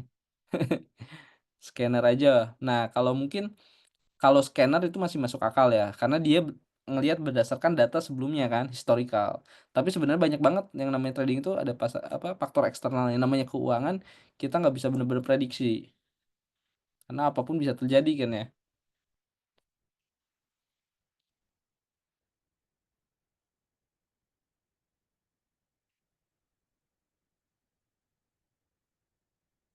Sip sip, mantap nih teman-teman kayaknya udah lumayan dalam juga ya teman-teman ya. Udah ya seenggaknya teman-teman udah tahu skop-skop AI itu kayak gimana ya.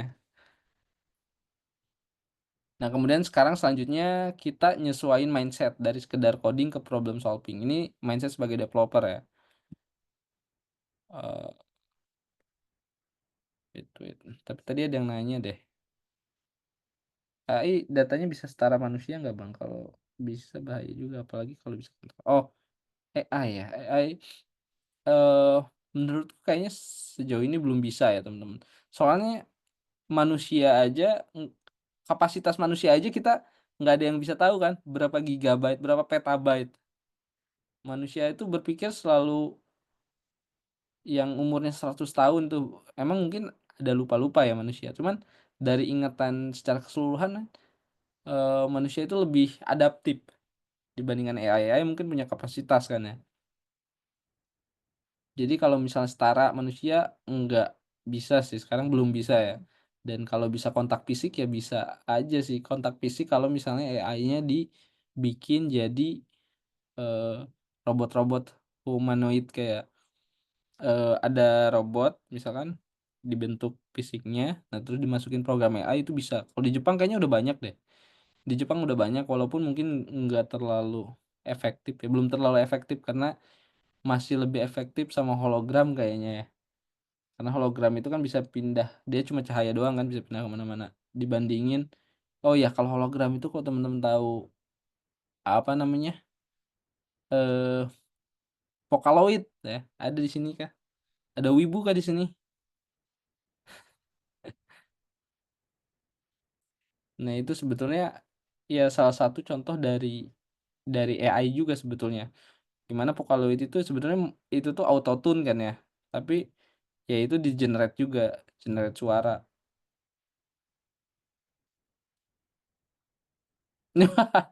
Merambah ke dunia isekai, semacam Miku. Waduh, ini ada fansnya kayaknya. Nah, sekarang kita, lanjut lagi ya teman-teman, gimana nyesuaiin mindset mindset dari sekedar kita coding ke problem solving.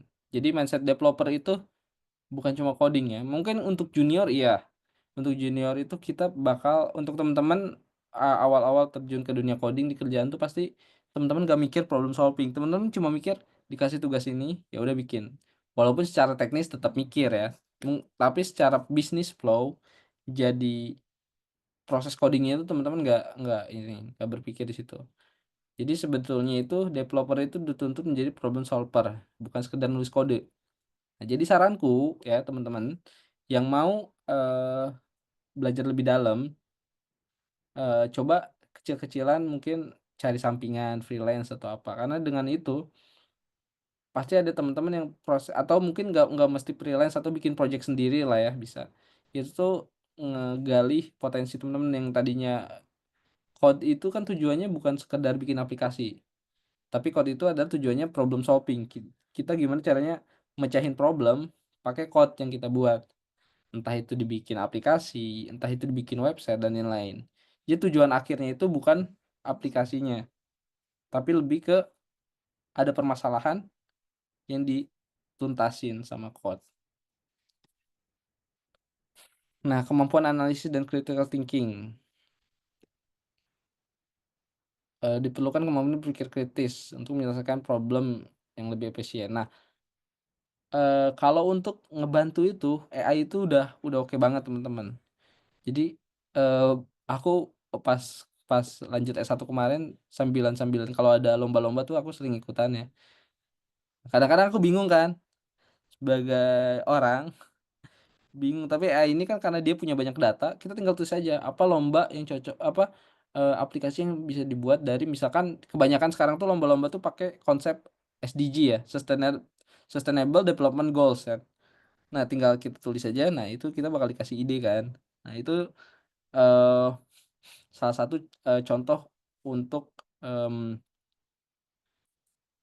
kita dibantu sama AI ya. Jadi idenya mungkin dibantu, tapi tetap core-nya nanti critical thinking-nya kita yang mikir sendiri.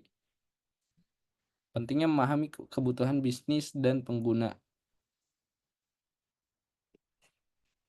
Nah, jadi kita sebagai developer juga nggak cuma mikirin kode doang, tapi ada sisinya kita mikirin dari sisi bisnis.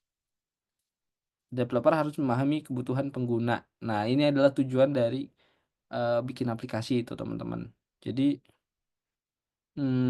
mungkin kalau teman-teman nanti baru-baru, ini, baru-baru join jadi developer nanti kalau banyak tanya nggak apa-apa, bagus aja banyak tanya. Jadi kayak bikin sesuatu misalkan disuruh, tapi nggak make sense, nggak masuk akal, "Nih buat apa nih?" Tanyain aja, dengan teman-teman bertanya pasti temen-temen dapat jawabannya, "Oh, aku juga kayak gitu sih waktu awal-awal," kayak, "Ini bikin ini buat apa ya?" Dan setelah nanya sama tim lead-ku dijelasin, "Ini karena ada problem ini dan lain-lain." Jadi kita ngerti, oh itu salah satu proses cara berpikir. Jadi, mmm, ya kita masih menang di sisi problem solving secara, ini ya, dibandingkan AI. Karena AI itu kalau nggak dikasih masukan yang tepat, dia mikirnya kemana mana juga.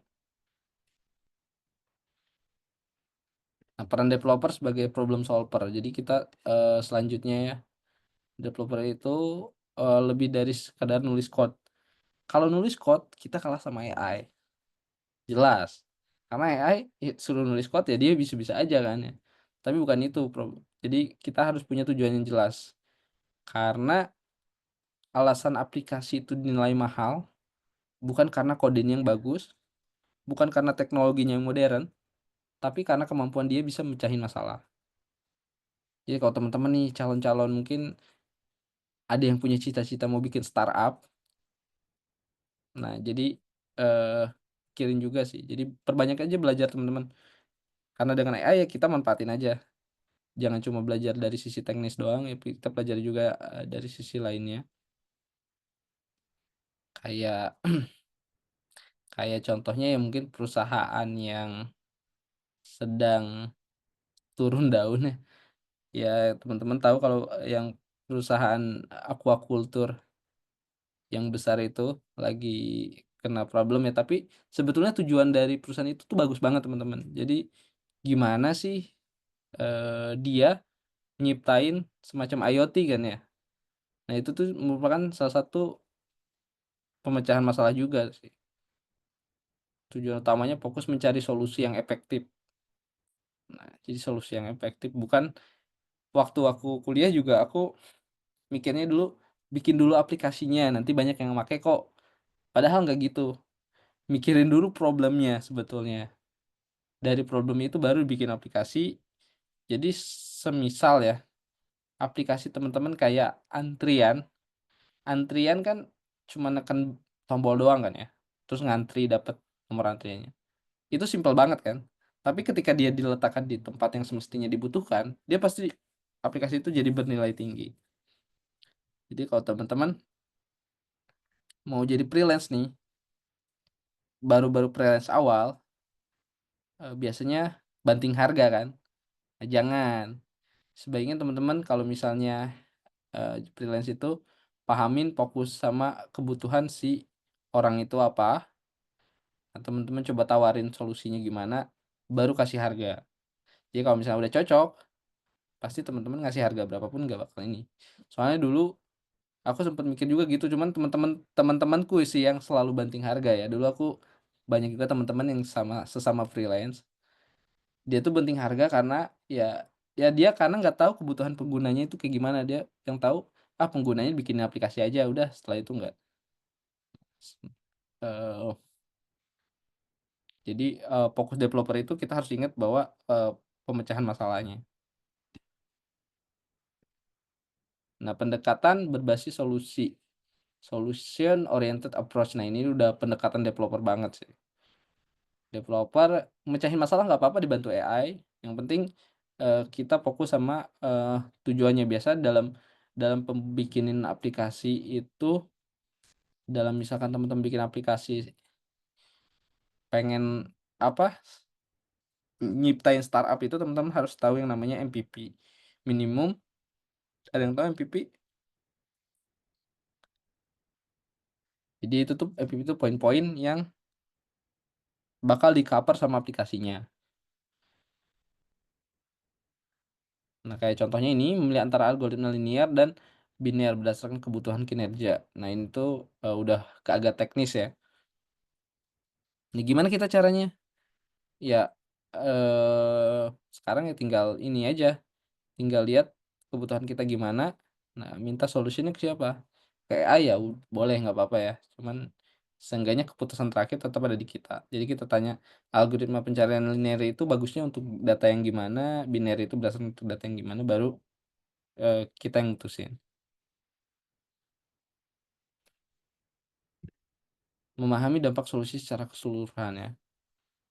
Nah, ini ya yang tadi teman-teman yang bilang, AI itu nggak bisa ngerjain project yang besar.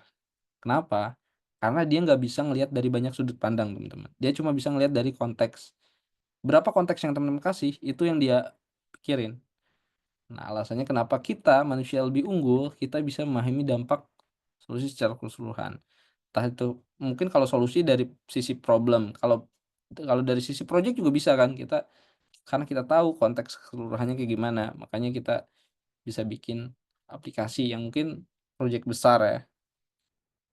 Contohnya memiliki arsitektur microservice untuk aplikasi diprediksi untuk perkembangan dan lainnya. Nah, kalau misalnya AI itu masih ada keterbatasan ya dalam hal-hal, berpikir secara luas. Oke, nah kita udah tahu juga ya, jadi AI itu memang, bisa digunakan tapi tetap memiliki keterbatasan. Nah, selanjutnya ada machine learning. Nah, ini ya, eee, jadi ada machine learning dan AI. Nah, teman-teman sebenarnya, mmm, machine learning itu sama AI apa bedanya? Tahu nggak? Ada yang tahu?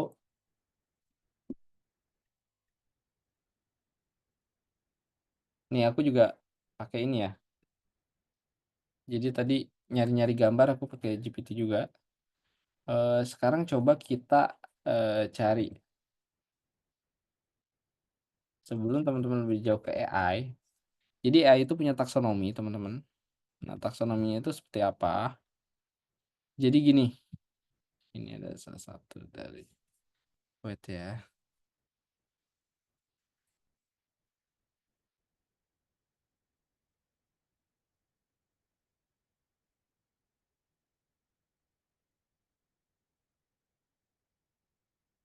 tutupin.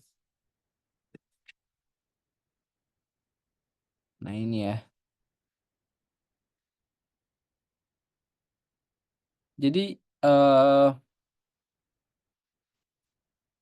AI dan ML itu sebetulnya nggak sama, tapi ML masih bagian dari AI, teman-teman. Jadi AI itu adalah konsep yang luas. Jadi di sini tuh ada AI, kemudian ada ML, ada deep learning. Nah, setelah deep learning itu kalau nggak salah, baru adanya namanya ini, apa namanya, eee, generatif AI atau dikenal dengan Gen AI. Generatif AI itu apa ya, AI yang kita pakai sekarang, kayak ChatGPT, DeepSeek, kemudian apa, Gemini, itu tuh masuknya generatif AI. Jadi konsep yang paling luasnya itu AI. Jadi kalau teman-teman belajar AI itu luas banget. Teman-teman tuh mau belajar ke arah mana. Nanti AI ini bisa dipersempit lagi jadi machine learning, ya. Machine learning itu udah, machine learning ini apa sih? Eee, Kalau teman-teman di pemrograman kita tahu ada namanya kondisional kan ya, ada if ya, ada if. Apa yang terjadi misal kondisinya ada banyak, ada 1000, mungkinkah kita bikin if sebanyak 1000 kali? Nggak mungkin ya. Nah, maka dari itu muncullah konsep yang namanya machine learning. Jadi machine learning itu untuk nentuin sebuah kondisi yang di mana kondisinya itu banyak banget, nggak cuma satu 2 3 ya, jadi bisa sampai banyak. Jadi kondisinya nggak di-define secara deklaratif sama si programmer, tapi berdasarkan perhitungan. Kemudian dari machine learning ada lagi, dipersempit lagi jadi deep learning. Deep learning ini mulai nih perhitungan-perhitungan tokenisasi dan lain-lain. Nah, nanti yang akan ngejadiin yang namanya si ChatGPT ini nanti di bawah Gen AI. Tapi di atas AI ini sebenarnya ada lagi ya. Ya AI ini merupakan bagian dari data science. Jadi kalau teman-teman jangan salah nanti kalau misalnya teman-teman belajar data science, nyinggung AI, nyinggung kok, nyinggung AI, tapi nggak secara mendetail ya, secara konsep luas gitu. Jadi ini tuh, taksonominya. Jadi kalau teman-teman sering dengar data science, AI, itu tuh mereka tuh masih punya ikatan ya, karena memang masih dari bagiannya, gitu.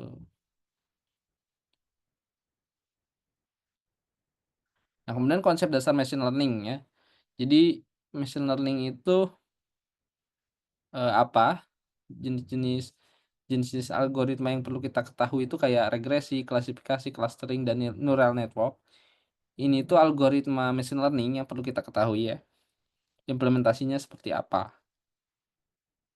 Nah, yang pertama ya, jadi AI ini tuh, cabang dari apa tadi, pengembangan lagi dari data science ya. Jadi data science itu ada, apa, bisa nyiptain cabang ilmu baru yang namanya artificial intelligence. Tujuannya itu membuat si mesin berpikir kayak manusia. Nah, ini tuh terbagi kedua ya, ada narrow AI. Narrow AI yang kita ketahui kayak Google Assistant, itu tuh spesifik. Ada general AI. General AI itu yang mungkin mungkin mirip sama ChatGPT sekarang ya, di mana dia memiliki konteks yang luas dan nggak terbatas sama satu instruksi doang. Nah, machine learning adalah bidang dari AI. Jadi dari data science turunin jadi AI, dari AI jadi machine learning. Nah, ini tuh, alasannya kenapa ada machine learning kayak tadi aku bilang ya, di mana ada kondisi yang banyak banget dan nggak bisa di-handle lagi sama Eee, paradigma pemrograman, tradisional kayak kita pakai if, nggak mungkin kan kita bikin 1000 if ya, mungkin banyak banget meme-nya ya, di balik AI ada 1000 if. Itu tuh sebenarnya ya, bener juga, kalau kita mau bikin 1000 if bisa juga kayak gitu, tapi ya best practice-nya memang pakai machine learning. Jadi gitu, machine learning itu, buat buat kondisi kayak gitu. Nah, ada beberapa prosesnya, yang pertama ada training phase, testing phase, sama prediction phase. Training phase itu yang namanya machine learning, itu tuh ada yang di-training dulu teman-teman. Jadi, dia itu perlu di-training, si modelnya itu perlu di-training. Nah, setelah di-training itu perlu diuji, ini tuh udah oke belum. Nah, karena kalau belum oke itu bisa jadi data yang kita olah itu bisa jadi salah, atau bisa jadi datanya nggak sesuai. Jadi data data yang kita training itu memang harus sesuai. Kalau misalnya ada data yang kotor atau data yang nggak benar, dia bakal hasil testingnya juga bakal jelek gitu. Nah, setelah di-testing baru kita bisa ngelakuin yang namanya prediction phase. Jadi udah bentuk model baru kita gunain tuh prediction. Contohnya adalah misalkan aku pernah nyobain tuh ngebikin detektor gunting kertas batu ya. Jadi aku training dulu foto-foto tanganku yang lambang gunting, kemudian kertas, lambang batu ya gitu. Aku training dulu semuanya, mungkin dari berbagai sisi juga, nggak fotonya itu nggak cuma dari atas doang, dari kiri, kanan, dan lain-lain. Nah, kemudian di-testing lah, di-testing, eee, masukin foto, aku yang mungkin kayak gini. Nah, itu bakal nebak. Bahkan kalau misalnya kayak gini juga dia bakal nebak kemana bentuk yang terdekat. Yang gini kan bentuk terdekatnya kan gunting ya. Nah, dia tuh bakal kemudian nanti, mmm, hasilnya tuh ada ya, dan hasilnya itu biasanya berupa angka. Biasanya angkanya tuh 0 sampai 1. Jadi, 1 itu mendekati jarang sih yang ada 1 ya, 1 itu udah mirip banget misalnya nilainya 1. Biasanya 0, berapa. Jadi nilai terbesar itu yang diambil. Jadi itu yang dipakai nentuin nentuin apakah gunting, kertas, atau batu. Oke, wait, sebelum aku ngeluarin kata-kata, kayaknya ada yang kurang deh. Oh, ini nih, algoritma-algoritma yang perlu teman-teman tahu ya. Jadi teman-teman tuh, kalau mau belajar machine learning tuh pahami tentang regresi, klasifikasi, sama clustering. Dan yang terbaru ada neural network. Neural network ini itu lebih dalam lagi daripada machine learning. Jadi machine learning itu cuma satu layer ya, regresi, klasifikasi, atau clustering itu cuma satu layer. Neural network itu terbagi dari beberapa layer. Jadi anggaplah aja ini ada 1000 if, di depannya lagi ada 1000 if lagi, depannya lagi ada 1000 if lagi. Jadi kalau lihat, mmm, gambarnya, neural network itu lebih rumit.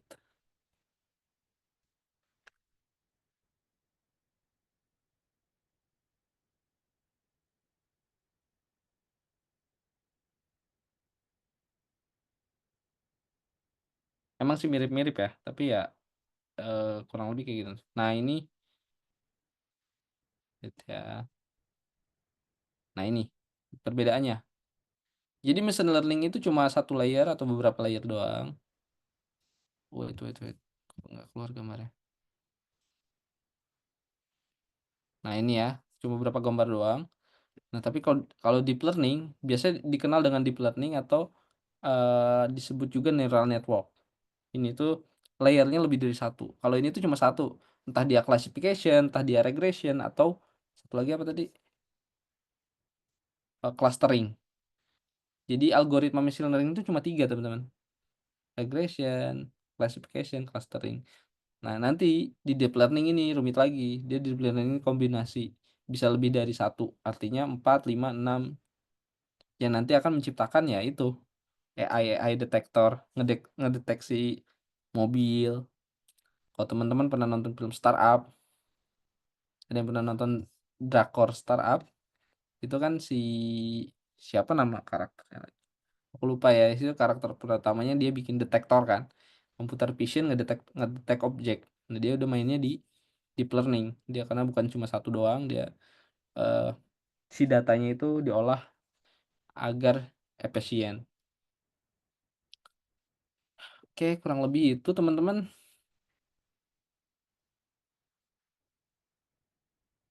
Ya, ada yang mau ditanyain dulu seputar AI dan lain-lain, seputar tantangan yang akan kita hadapi ke depannya.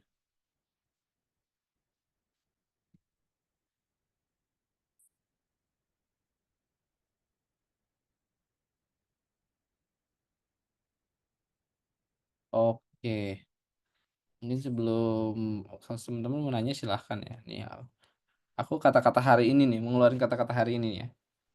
Jadi AI bukan hanya alat untuk mempercepat pekerjaan, tapi juga kunci untuk membuka potensi manusia yang lebih besar dalam menghadapi tantangan dunia yang terus berkembang. Jadi ya kita tahu AI itu bisa ngebantu karena manusia itu ada banyak banget ya distraction-nya. Kayak contohnya misalnya ya aku ngerasa lah aku sebagai programmer ya ngoding nih semangat. Tiba-tiba aku berantem sama pacarku misal. Terus itu bakal ngeganggu nggak proses berpikir teman-teman dan problem bakal. Jadi bedanya AI nggak punya emosional, dia nggak bakal terdistraksi. Makanya dengan menggunakan AI itu ngebantu teman-teman lebih produktif gitu. Ada lagi mau tanyain teman-teman? Ada mau tanyain dulu nggak? Chatnya kok nggak muncul ya? Ini kali. That's, that's. Oke teman-teman. Jadi em, nih teman-teman jangan lupa isi dulu apa namanya kita tuh dapat sertifikat. Teman-teman sambil isi sambil aku mau jawab-jawab pertanyaan deh. Jangan lupa diisi, dikasih juga feedback ya, ada feedback juga di situ. Yang tadi mungkin lempar-lempar pertanyaan ya, tapi belum sempat aku jawab, boleh lempar lagi aja. Kalau algoritma itu wajib untuk belajar semua algoritma, semisal belajar ML. Oke, pertanyaan bagus. Eh, enggak, Mas Bintang. Jadi algoritma itu adalah proses atau prosedur kita mecahin problem. Jadi kita nggak mesti harus belajar semua algoritma. Algoritma yang tadi aku contohin itu adalah algoritma untuk machine learning. Algoritma itu ada banyak, jadi kita juga bisa bikin algoritma sendiri ya. Algoritma itu bukan bukan kode atau perhitungan, tapi cara cara mecahin problemnya. Jadi cara mecahin problem itu ada clustering juga. Nah, itu cara-caranya. Tapi kita bikin sendiri juga bisa ya algoritma tuh. Pollingnya tuh udah di paste ya. Silahkan diisi teman-teman. Main ya sertifikatnya.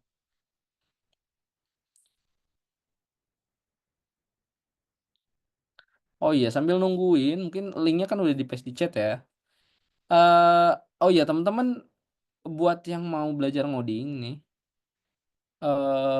jadi di Plovcamp ini lagi em, nawarin diskon nih. Tapi ini jangan di SS ya. Ini buat teman-teman di sini doang. Jadi dari harganya 99.000 jadi 49.000. Jadi bisa join ini ya. Tuh ini kode vouchernya, jangan lupa. Ini buat teman-teman di sini karena limited banget ya. Ada buat berapa jumlahnya eh Mas Topik? Ada limitnya nggak? Nggak ya? Oh, 20 orang. Oh, 20 orang. Wah, dikit banget. Jadi siapa yang cepat nih kayaknya ya? Di sini ada berapa peserta? Kayaknya udah pada keluar. Lihat ya. Oh, di sini ada 47. Banyak banget nih setengahnya nih. Jadi siapa cepat ya duluan ya. Gak apa-apa tulis dulu aja kodenya, nanti kalau yang daftar silakan daftar. Jadi, nih, golang development dan real time system dengan integrasi AI. Nah, jadi Mas Topik juga nih akan ngejelasin teknis lebih detail lagi, gimana sih kita ngebangun sistem dengan Golang tapi ngelibatin AI. Jadi teman-teman bisa ini ya, dan sebenarnya eh, berarti yang diajarin Mas Topik ini nggak cuma mm, ilmu Golangnya, tapi ilmu promptingnya juga nih teman-teman. Berarti teman-teman mau pakai bahasa apapun ya bisa lebih efektif lah ya. Nggak bisa diisi formnya. Ini ada membuat kode program seperti web atau mobil itu harus sederhana dan efisien dan menggunakan struktur data itu sesuaikan penggunaan.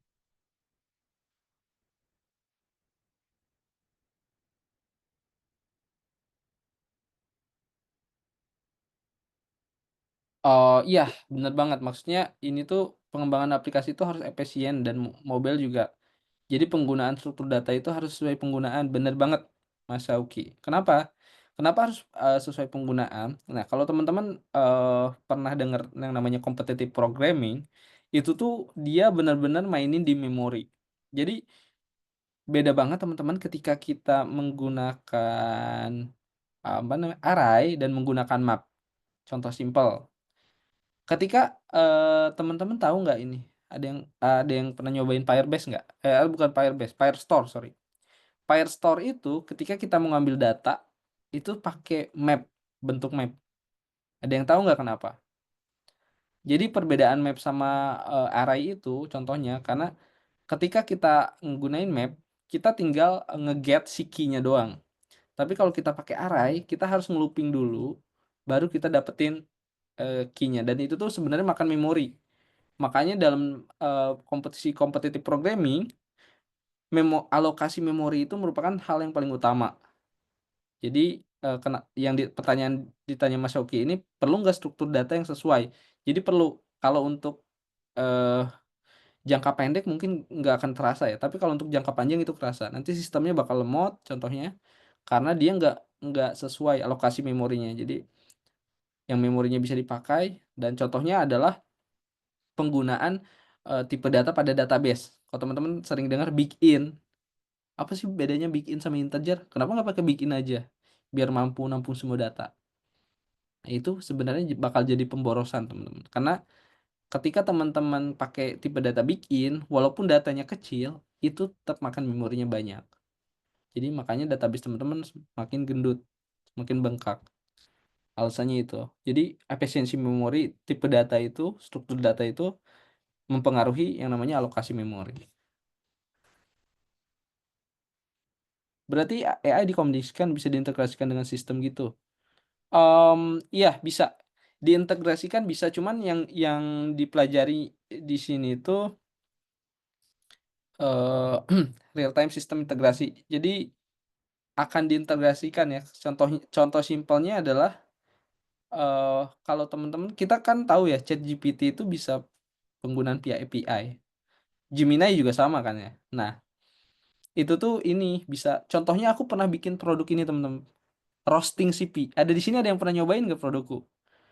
Waktu itu sempet di LinkedIn rame banget. Aku bikin roasting CP. Nah, itu tuh integrasi dari AI. Di belakangnya tuh Gemini. Aku pakai pakai Gemini. Depannya front endnya pakai React. Dan itu tuh ya hasilnya ngerosting. Jadi AI bisa diintegrasiin sama sistem. Dan kemarin itu sebenarnya aku sempat ngisi di DPM PTSP Jabar. Dan aku sempat ngobrolin gimana kalau di DPM PTSP itu diterapin AI. Ya sebenarnya bisa aja sih. Sekarang tuh AI itu nggak cuma bisa diintegrasiin sama kode, tapi bisa juga sama database. Jadi Mas Aji misalnya bikin nih database penjualan misalkan. Terus karena udah terintegrasi sama database nih si AI-nya, tinggal tanya aja, berapa sih penjualan hari ini? Si AI bakal kalkulasi, hasilnya bakal ada sih. Saking canggihnya sekarang tuh AI bisa udah terintegrasi sama database juga gitu. Kalau teman-teman pernah dengar yang namanya LangChain, itu solusi untuk ngehubungin si AI-nya. Jadi sekarang itu AI benar-benar nggak ada batas ya. Udah kayak Age of Ultron. Cuman dia nggak punya fisik aja nih. Buat menghadapi yang namanya PKL di jurusan RPL dan bahasa pemrograman apa yang biasanya digunakan. Nah, ini balik lagi ke perusahaannya ya. Mungkin Mas Rizky, kalau misalnya mau PKL ya mungkin cari-cari dulu, at least mungkin cari-cari senior yang pernah PKL di sana. Kalau misalnya nggak ada senior yang PKL di sana, coba mungkin bisa ke bagian human research-nya di perusahaan tersebut. Coba tanya-tanya persyaratan buat PKL gimana. Mungkin dari jauh-jauh hari tanyanya lebih baik. Misalkan sekarang kan masih jauh ya.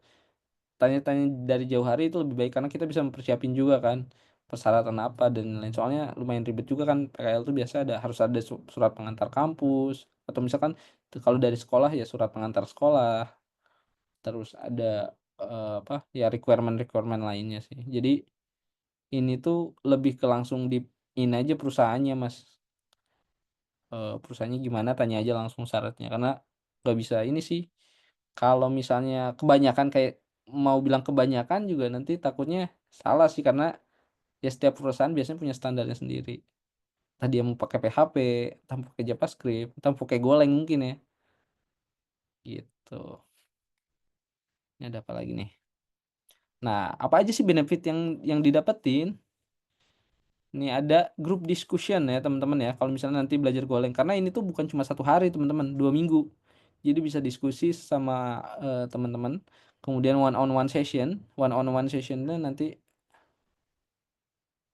ada. Kemudian playbook, eh, kemudian mini project dan lain-lainnya. Info cara jadi mentor bangkit. Waduh, ini cari aja di websitenya teman-teman ya. Bangkit kontributor biasanya tiap tahun tuh buka. Nanti coba apply aja. Karena balik lagi ke rezeki ya. Dia tuh cuman saranku teman-teman siapin profiling aja. Ini betulnya Mas Sauki ini kayaknya aku kayak pernah denger sih namanya. Ini adik tingkatnya Jenny Jenny bukan sih? Di Polsub juga bukan?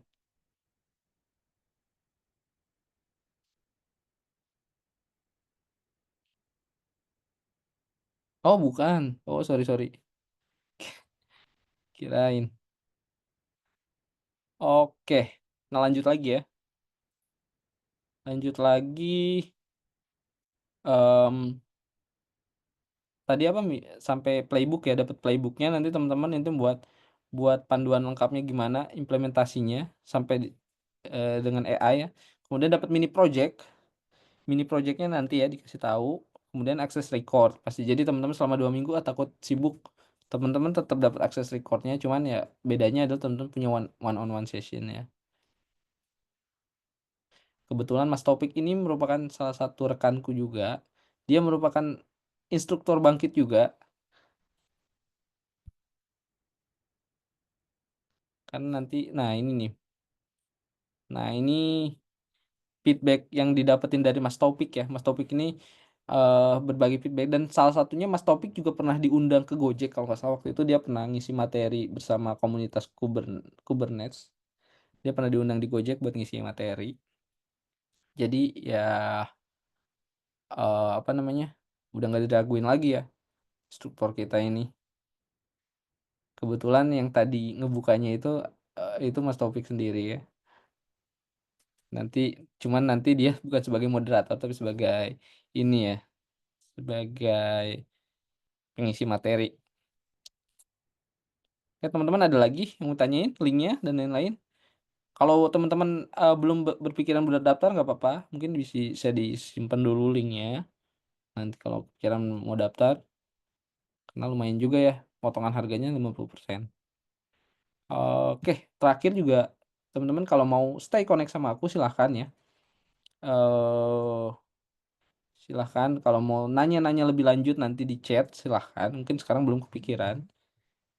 Aku open banget free buat teman-teman nanya-nanya ya. Jadi boleh connect sama boleh follow juga kalau mau follow. Infolocker, Infolocker nanti aku ngasihnya ini ya apa URL LinkedIn. Info locker nih ini sih teman-teman ya. Sebenarnya gimana ya? Kalau locker nih ya balik lagi ya. Walaupun sebenarnya banyak, kadang-kadang ya rezeki-rezekian juga sih.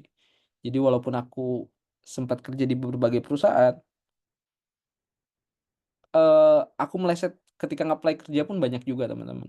Jadi itu udah hal yang lumrah ya. Jadi jangan nyerah kalau misalnya teman-teman kayak ngerasa aduh nggak lolos terus nih. Nah, mulai nih, kabur aja dulu. Hah? Kabur aja dulu. Kabur aja dulu nggak apa-apa ya. Yang penting balik lagi. Aku juga sempet kepikiran mau kabur dulu nih. Tapi aku mau balik lagi kok.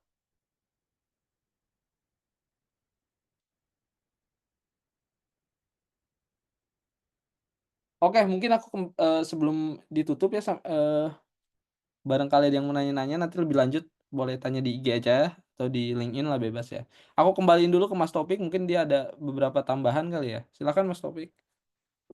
Thank you teman-teman. Oke, thank you Mas Fauzi.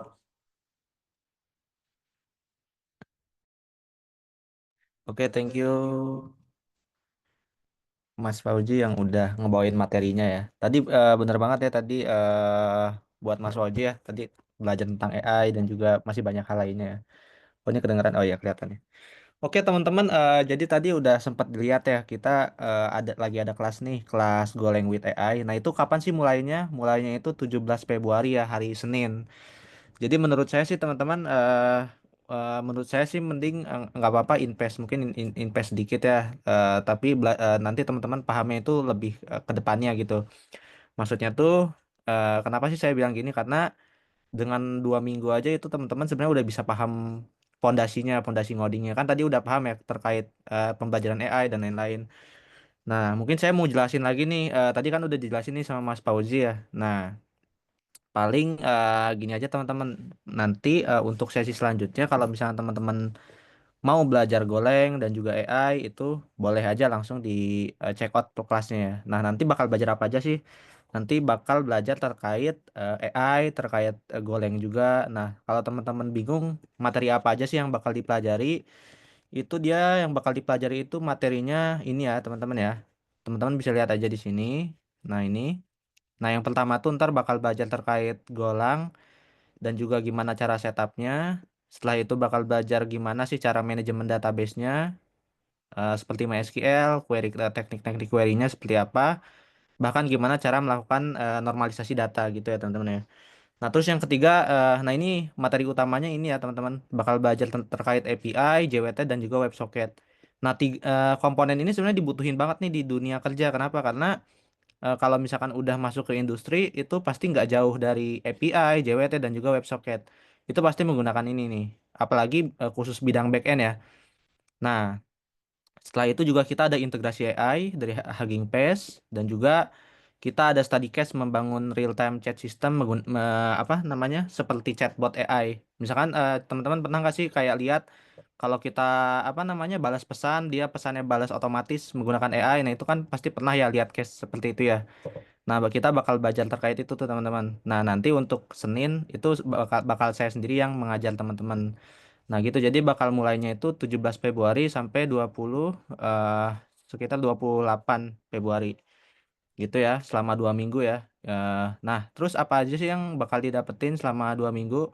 Mungkin tadi udah dijelasin, mungkin saya jelasin lagi ya. Yang pertama bakal dapat grup discussion. Nanti bakal ada grupnya, bakal saling diskusi juga. Terus bakal ada one on one session di mana teman-teman bakal saling inilah sama saya sendiri bakal bakal apa namanya bakal meeting bareng secara one on one kalau misalkan ada kebingungan atau mau konsultasi. Boleh sih konsultasi terkait misalkan pekerjaan atau coding itu bebas, yang penting relate dengan si golengnya ini ya. Terus bakal dapat playbook juga nih kayak panduan PDF-nya itu dapat teman-teman gimana caranya integrasi AI menggunakan si goleng ini. Terus nanti ada mini project juga nih. Jadi nggak sekedar cuman lab webinar terus udah aja gitu. Ini bakal ada mini project ya. Jadi mini project ini bakal ada tugas-tugas di mana teman-teman nanti bakal ngerjain tugas nih setiap harinya. Maksudnya bakal ada tugas mingguan, tugas harian bakal ada. Nantinya saya sendiri yang bakal nge-review codingannya dan nanti bakal ada nilainya juga tuh, nilai teman-teman. Gitu ya. Setelah itu bakal ada akses recording ya, jadi ada rekamannya. Jadi kalau suatu saat teman-teman ada halangan, itu bakal ada recordingnya, jadi bisa ditonton kembali. Mungkin itu aja sih teman-teman. Kalau dari saya, mungkin terakhir deh karena ini udah jam 9. eh Bayar ya Bang. Ya, untuk golengnya sebenarnya ya bayar, cuman lagi ada diskon ya. Jadi sebenarnya itu harganya tuh bisa dibilang harganya itu 99.000 ya. Cuman karena diskon 50.000 ya jadi 49.000. Dan ini vouchernya sebenarnya nggak disebarin ya. Maksudnya kalau mau disebarin, mau di-share ke teman lain boleh, sebenarnya ke yang lain boleh. Cuman ini buat khusus yang mengikuti webinar. Cuman kalau misalkan teman-teman mau share ke yang lain sebenarnya nggak apa-apa sih. Bebas bebas bebas aja, boleh-boleh aja. Yang penting kan karena teman-teman udah mengikuti webinar ini, jadi saya dan Mas Poji ngasih diskon nih buat teman-teman karena udah mengikuti webinar ini, gitu sih. Mungkin itu aja. eh Kalau dari saya, mungkin kalau dari teman-teman udah nggak ada pertanyaan, mungkin kita cukupkan ya karena udah jam 9 malam, karena ini kan sesinya 2 jam ya. Oke, mungkin dari Mas Poji ada tambahan nggak sebelum terakhir nih? Kata-kata terakhir mungkin. Kata-kata hari ini udah Mas, lanjut Mas topik aja nih. Oh, kata-kata terakhirnya udah ya. Oke, oke. Sip, sip. Oke, dari teman-teman juga makasih nih udah meluangkan waktunya teman-teman telah mengikuti sesi kelas kali ini. Kalau teman-teman yang yang udah daftar di kelas Goleng 2 minggu ini, mungkin kita bakal ketemu lagi hari Senin. Yang enggak juga mungkin nggak apa-apa, mungkin masih bisa ada sesi webinar lainnya mungkin yang bakal datang. Cuman kalau misalkan mau intensif selama 2 minggu berturut-turut, mungkin boleh ikutin kelasnya. Mungkin itu aja dari saya. Terima kasih teman-teman udah bergabung webinarnya. Dan juga Mas Pauji, terima kasih udah mengisi materinya ya. Terima kasih. Dan teman-teman juga ya. Semoga teman-teman ilmunya apa ya berkah dan teman-teman bisa apa ya pergunakan dengan baik di dunia kerja nantinya. Mungkin itu aja. Terima kasih. Saya Taufik Mulyawan, izin tutup. Selamat malam semuanya. Ya, selamat malam semuanya. Thank you ya. See you teman-teman.